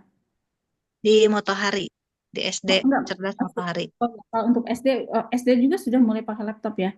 Tapi kalau untuk mahasiswa itu semua tuh di depan apa? Kalau kita ngajar gitu ya, mereka tuh tidak melihat pada dosen, mereka tuh depan laptop gitu ya. Dan kita nggak pernah tahu yang di depan laptop itu apa yang dikerjakan karena sekarang banyak sekali aplikasi atau AI gitu ya yang bisa merekam omongan dosen, kemudian mentranslate, kemudian nyusun resumenya gitu ya. Itu instan itu tuh Pak Darmawan. Jadi kalau cerita kita disuruh nulis lagi, itu mahasiswa sekarang udah nggak ada yang menulis. ChatGPT misalnya gitu ya, Gemini, nah itu udah instan banget gitu ya. Membuat tulisan itu justru tinggal kita bikin promptnya aja gitu ya. Lalu keluar tuh tulisannya. Kasih aja misalnya buku-buku PDF segala macam, terus minta diresum itu cepat banget seperti itu. Jadi memang saya sih melihatnya kita tidak bisa juga apa namanya mengabaikan teknologi gitu ya instan sebetulnya boleh tapi tetap kembali pada kreativitas kita yang sebetulnya menjadikan kita tetap manusia itu adalah kita yang mengontrol itu gitu ya memanfaatkan teknologi untuk hal yang positif juga gitu. Kayaknya agak susah anak-anak sekarang misalnya suruh nulis lagi pakai tulisan tangan itu susah banget gitu ya. Ada nggak di sekolah SD Bu Is yang masih tugasnya dikerjakan menulis gitu? Misalnya menulis cerita atau tuliskan pengalaman kamu misalnya selama liburan gitu kayak zaman dahulu kala gitu. Masih ada nggak gitu? Masih, Bu. Kalau Masih di ya? SD masih, ya, karena menulis itu bagian dari melatih motorik halus. Jadi, walaupun anak-anak kadang lebih suka, misalnya kalau ujian kan udah eh, paperless ya, tapi kalau isai tetap nulis karena anak-anak tuh emang masih harus dilatih nulis. Karena katanya di Finlandia justru sekarang kembali nulis di kertas lagi. Tuh. Itu Dan bagian dari motorik halus, jadi tetap tetap ada nulis. ya, sayangnya sebetulnya kita mensosialisasikan dari waktu pra SD itu motorik halus itu untuk menulis ya. Menulis adalah motorik halus juga seperti barusan Luis bilang. Sebetulnya menulis itu ada processing di otak juga. Bagaimana apa namanya gerak motorik itu terkait dengan kondisi emosi dan proses berpikir. Bukan hanya motorik halus. Jadi menulis itu lebih rumit dari sekedar motorik halus sebetulnya, Bu Is. Karena itu menulis itu pekerjaan yang lebih lambat daripada proses membaca gitu. Nah, itu yang kita sering lewatkan ya. Eh, Makanya waktu pra sekolah gitu ya di TK itu seringkali anak-anak tuh dipaksa menulis tapi kemudian tulisannya jadi buruk gitu ya. Tapi mereka nggak tahu apa yang ditulis gitu karena proses yang difokuskan oleh guru TK itu banyaknya di motoriknya. bukan pada proses menuangkan idenya gitu. Nah, ini kalau tadi pada awal cerita kita KMB, concern kita adalah menuangkan ide. Iya. Dan kalau alatnya sekarang misalnya sudah canggih ya nggak masalah. Tapi ketika kita menuliskan dengan tulisan tangan, proses menulis tangan itu adalah ada tambahannya di dalam proses mengintegrasikan antara memori, proses berpikir, gitu ya, dan emosi. Karena kalau menulisnya misalnya dalam keadaan kita kesal atau kita ngantuk kan beda tuh dengan ketika kita konsentrasi, ketika kita happy itu beda hasil Iya, tulisan. betul. Nah, makanya kalau saya boleh ya berharap di SD itu anak-anak itu dikasih tugas menulis indah kayak zaman dulu ya, zaman Belanda mungkin ya. Karena sebetulnya yang dilatih bukan motor halusnya aja, tapi kontrol emosi gitu. Kontrol emosi justru fokusnya. Karena kontrol emosi itu jadi bagian dari perkembangan psikologis anak-anak, sehingga kita berharap mungkin itu bisa jadi preventif untuk anak-anak yang kita khawatirkan sekarang menjadi adiksi misalnya, adiksi gadget atau anak-anak yang cenderung instan, jadi gampang tantrum misalnya ya. Nah, pada itu sebetulnya sesederhana kalau kita treatment dari awal dia belajar nulis. Nulis indah itu Mm-mm. susah, harus sabar, Iya, betul. ya kan? Harus sabar karena kan Ada lama gitu. naik turun, besar kecil gitu ya, Iya. tebal tipis gitu. Nah, di Australia itu sekarang sudah keluar, pemerintah mengeluarkan aturan gadget dilarang untuk anak di bawah 12 tahun.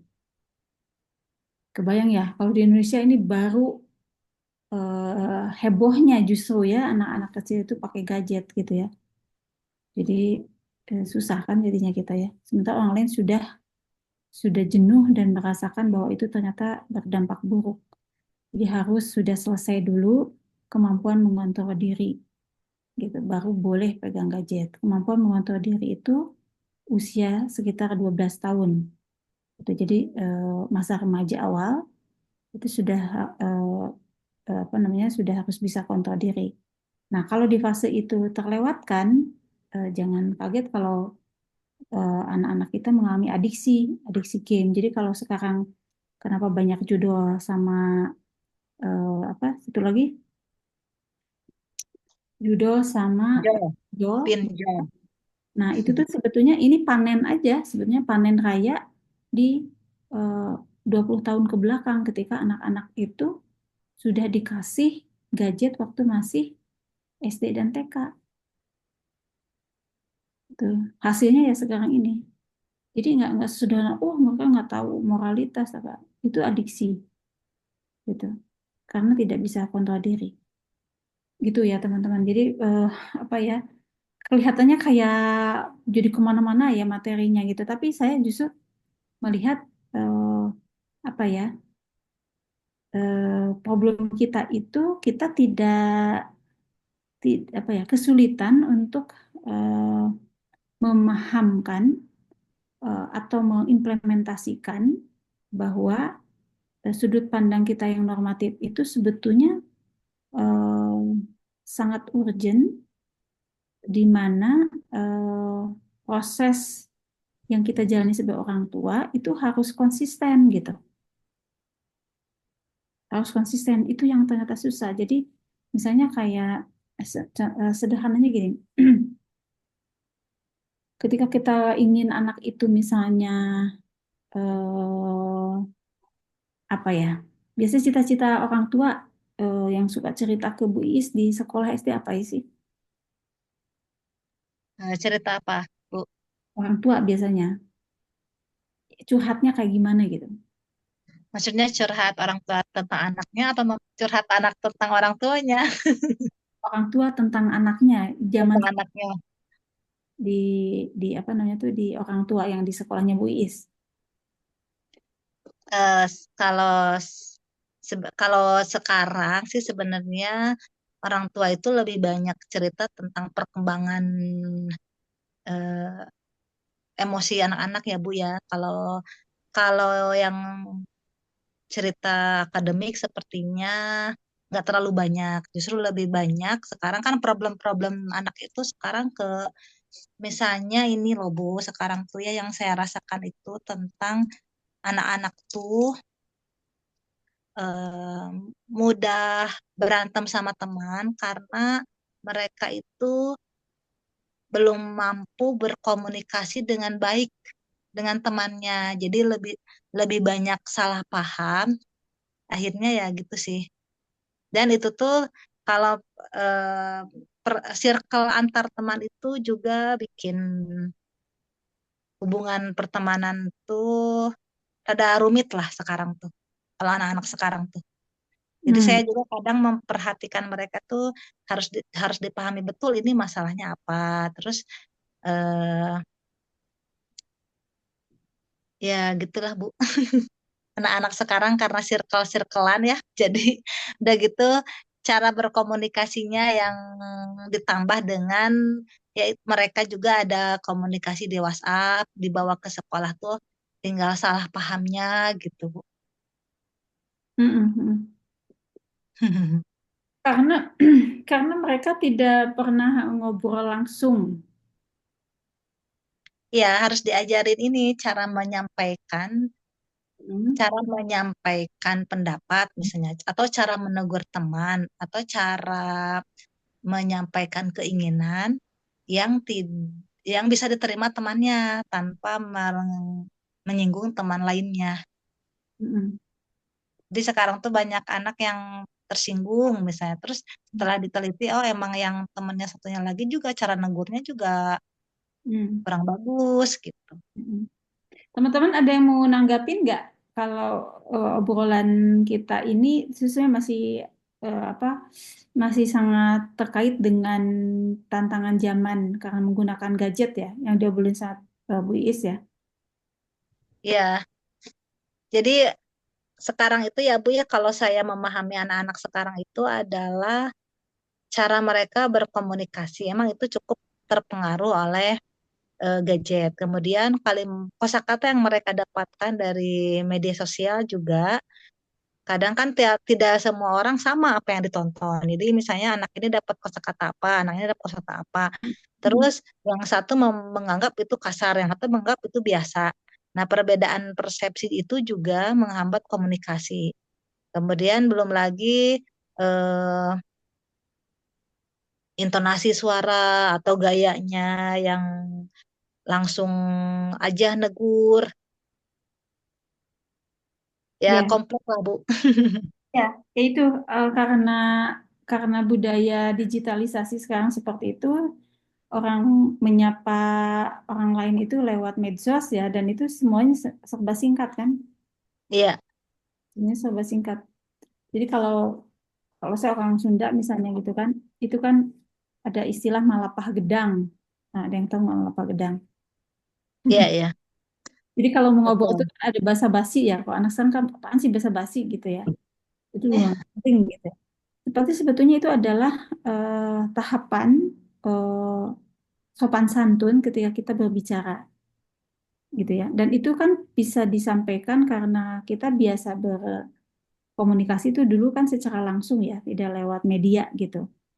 Sehingga kita perlu membangun dulu koneksi dengan orang gitu ya. Jadi misalnya kayak sekarang nih, saya bisa berkomunikasi dengan teman-teman di sini yang bisa saya lihat itu hanya Bu Uyun misalnya sama Bu Is nih, sekarang buka kamera ya. Kelihatan ekspresi mukanya, kelihatan apakah melihat atau enggak, itu ada koneksi kan. Nah, kalau lewat medsos kan sebenarnya koneksi itu enggak ada. Jadi orang mau dia bacanya kapan, balesnya kapan gitu ya. Kemudian eh, kadang-kadang pesan dan jawabannya juga ya seperlunya aja gitu. Seperlunya kadang-kadang misalnya dijawab pakai emoticon, pakai stiker gitu ya. Kan gitu-gitu. Iya. Sehingga dia akan Atau kesulitan. kadang gini juga, Bu, maaf memotong. Jadi kita nih sebagai orang dewasa yang khawatir membaca obrolan mereka. Mm-mm. Mereka ngobrol ya, gitulah ngobrol itu kan pendek-pendek tuh satu kali kirim pesan tuh paling 2 kata, 3 kata, misalnya hey gitu aja, hey gitu kan. saya yang membacanya itu kadang khawatir, aduh ini kira-kira teman yang bacanya tersinggung nggak gitu. Mm-mm. Begitu besok ditanya di sekolah, oh enggak kok Bu itu. Jadi kadang kadang malah kitanya yang khawatir. Ya, ya pasti khawatir. Dan itu kan salah satu dari bagian dari itu ya, dari kecemasan karena media itu. Iya, Mm-mm. Diakibatkan oleh tadi ya kan, apa namanya, eh, gap generasi ya. betul. Jadi saya kadang-kadang suka menyimak juga apa sih yang diobrolin sekarang, istilah-istilah ini apa maksudnya gitu ya. Itu sekarang kan gen alpha nih, yang bocah-bocah sekarang itu kan masuknya ke dalam generasi alpha. Itu mereka Iya, punya istilah sendiri yang itu bingung sekali kita ngikutinnya. Mau apa ini anak itu kan maksudnya apa. Jadi itu harus ditranslate lagi. Nggak apalagi kalau saya, berarti kan saya udah menghadapi di bawah saya ada 3 generasi nih yang berbeda ya. Generasi apa Z, generasi digital apa generasi alpha, generasi AI itu generasi alpha ya. 2 generasi di bawah berarti. Itu beda komunikasinya gitu. Dan memang sih setiap zaman pasti ada gap ada gap sebetulnya gitu. Cuman mungkin kalau sekarang ini eh, karena terkait dengan teknologi, jadi kita kejar-kejaran gitu, kejar-kejaran susah. Maksudnya tuh eh, lebih cepat gitu, lebih cepat. Kalau kalau dulu kan mungkin perkembangannya nggak secepat ini. Jadi satu generasi itu bisa mungkin sekitar jarak 20-30 tahun baru ada perubahan. Kalau sekarang ini kan mungkin 5 tahun kemudian udah berubah. Sekarang HP aja mungkin dalam 1 minggu udah ganti kan. Muncul aplikasi-aplikasi dan sebagainya. Cepat banget gitu. Kalau di Indonesia kita bicara misalnya tentang komunikasi yang sulit seperti ini gitu ya. Di Jepang sana apa namanya, segala macam semua sudah berbasiskan pada robot gitu. Bahkan orang udah mulai kawin juga sama robot gitu ya. Saking kacau nih ya kalau kita masih bicara tentang ketahanan keluarga. Nah mereka sekarang udah menikahnya itu dengan robot. Dulu mungkin hanya boneka ya, boneka anime gitu ya, atau fotonya doang gitu. Sekarang tuh dibikin robotnya beneran ada gitu. Jadi bisa dipeluk, bisa diajak ngobrol, tapi itu robot gitu. Itu udah sampai kayak gitu, kebayang nggak? Kita komunikasinya mau ke Bandung, terus di restoran juga mulai gitu. Nah di Bandung udah mulai ada nih kafe yang dilayani pakai robot. Saya pengen lihat nanti ya, kalau ada waktu besok-besok saya cek. Ada sushi di Riau itu udah pakai robot kucing. Nah gitu. Di Jepang misalnya hotel kosong gitu ya, nggak ada orang, nggak ada pegawainya maksud saya, nggak ada yang itu semua udah dikendalikan sama robot. Bayang nggak sepinya. Jadi kalau misalnya kita datang ke sana, kita disambut sama robot di kamar, serem kan? Itu jadi kita udah mulai itu tadi ya, Bu Is, kita sudah mulai mengalami keterputusan ya, terputus gitu. Bahkan konsultasi psikologi juga sekarang udah mulai kan, gagasannya ditangani sama itu sama AI ya, asisten psikologinya yang bisa nangani adalah apa, diprogram pakai, dijawabnya pakai robot gitu. Ada dari Bunda Wiwi nih, Bu Ip. Di TK Oh, juga sama, apalagi di tahun ajaran baru anak-anak PAUD yang masuk beberapa di antaranya ada yang sangat mudah terpicu emosinya, gampang meledak. Setelah sekolah berjalan beberapa bulan baru mulai berkurang. Gitu, Bu Ip. mm-mm. Ya, mereka shock ya kayaknya ya, ketemu dengan orang beneran tuh shock ya. Ya, coba perhatiin kalau ibu-ibu, bapak-bapak ada anak kecil gitu ya di apa namanya tuh di ruang publik ya. Di ruang publik itu kalau dulu anak-anak tuh main lari ya di taman ya. Kalau sekarang tuh mereka duduk mojok pakai HP masing-masing.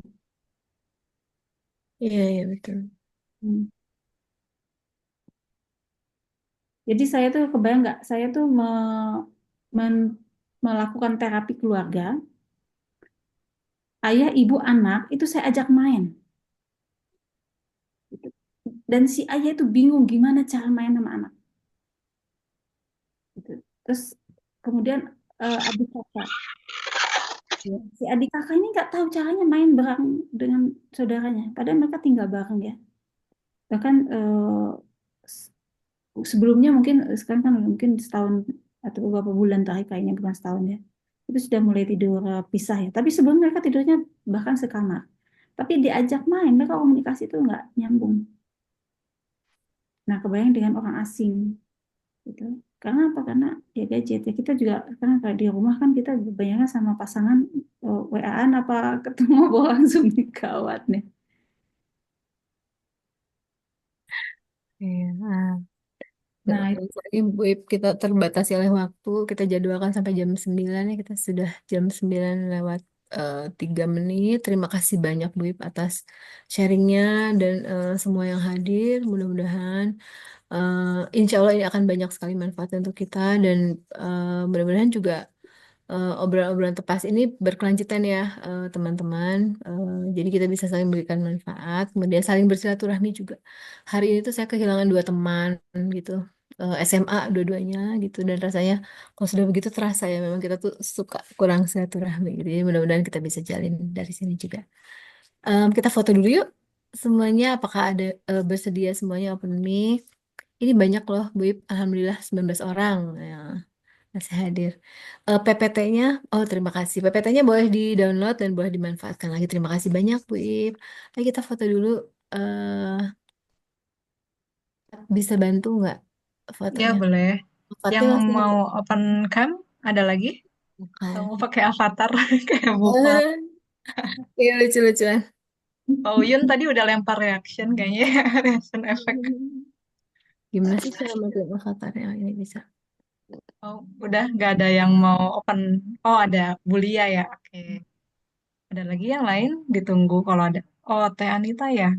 Ah, sip, bertambah. Bu Hera barangkali biasanya Bu Hera juga mau ikut. Oh, dari tadi belum dengar suara Bu Hera ya, Bu Pal kayaknya. Saya double ini deh, double eh, meeting kayaknya tadi. Oh, oke ya udah kalau gitu nggak ada yang ditunggu lagi ya kayaknya. Sip. Hitungan ketiga ya, Ibu-ibu. Oke, satu, dua, tiga. Aduh, lope-lope. Wah, sama kayak Bu Ip ya reaksinya. Aku juga. Lagi lagi. Ini kalau yang kedua kita sama berarti kayaknya kita ini Bu punya ikatan khusus. Hitungan tiga ya. Satu, dua, tiga. gitu aja. Oh, sama lagi. Yang terakhir ya, Bu Ip nanti aku dapat gelas nggak kalau sama yang ketiga. Apa satu dua Hitungan tiga lagi ya. Satu, dua, tiga. Oke, udah Bu Fal. Sip. Ya, terima kasih banyak Bu Iip dan teman-teman KMB sekalian. Insya Allah kita bertemu lagi di obrolan tepat selanjutnya. Selamat malam, selamat istirahat dan menjemput hari baru di Senin besok. Terima kasih. Assalamualaikum warahmatullahi wabarakatuh. Sehat selalu semuanya. Waalaikumsalam warahmatullahi wabarakatuh. Bapak Larina lagi peluk kah? Suaranya Iya. dengung gitu. satu. Oke, dan banyak nangis ya. Aduh sedih banget tuh hari ini. Lagi sedih ya. Hmm, Turut berduka, Bu. terima kasih. Bis mohon doanya. Dan semuanya. Assalamualaikum. Salam. Salam.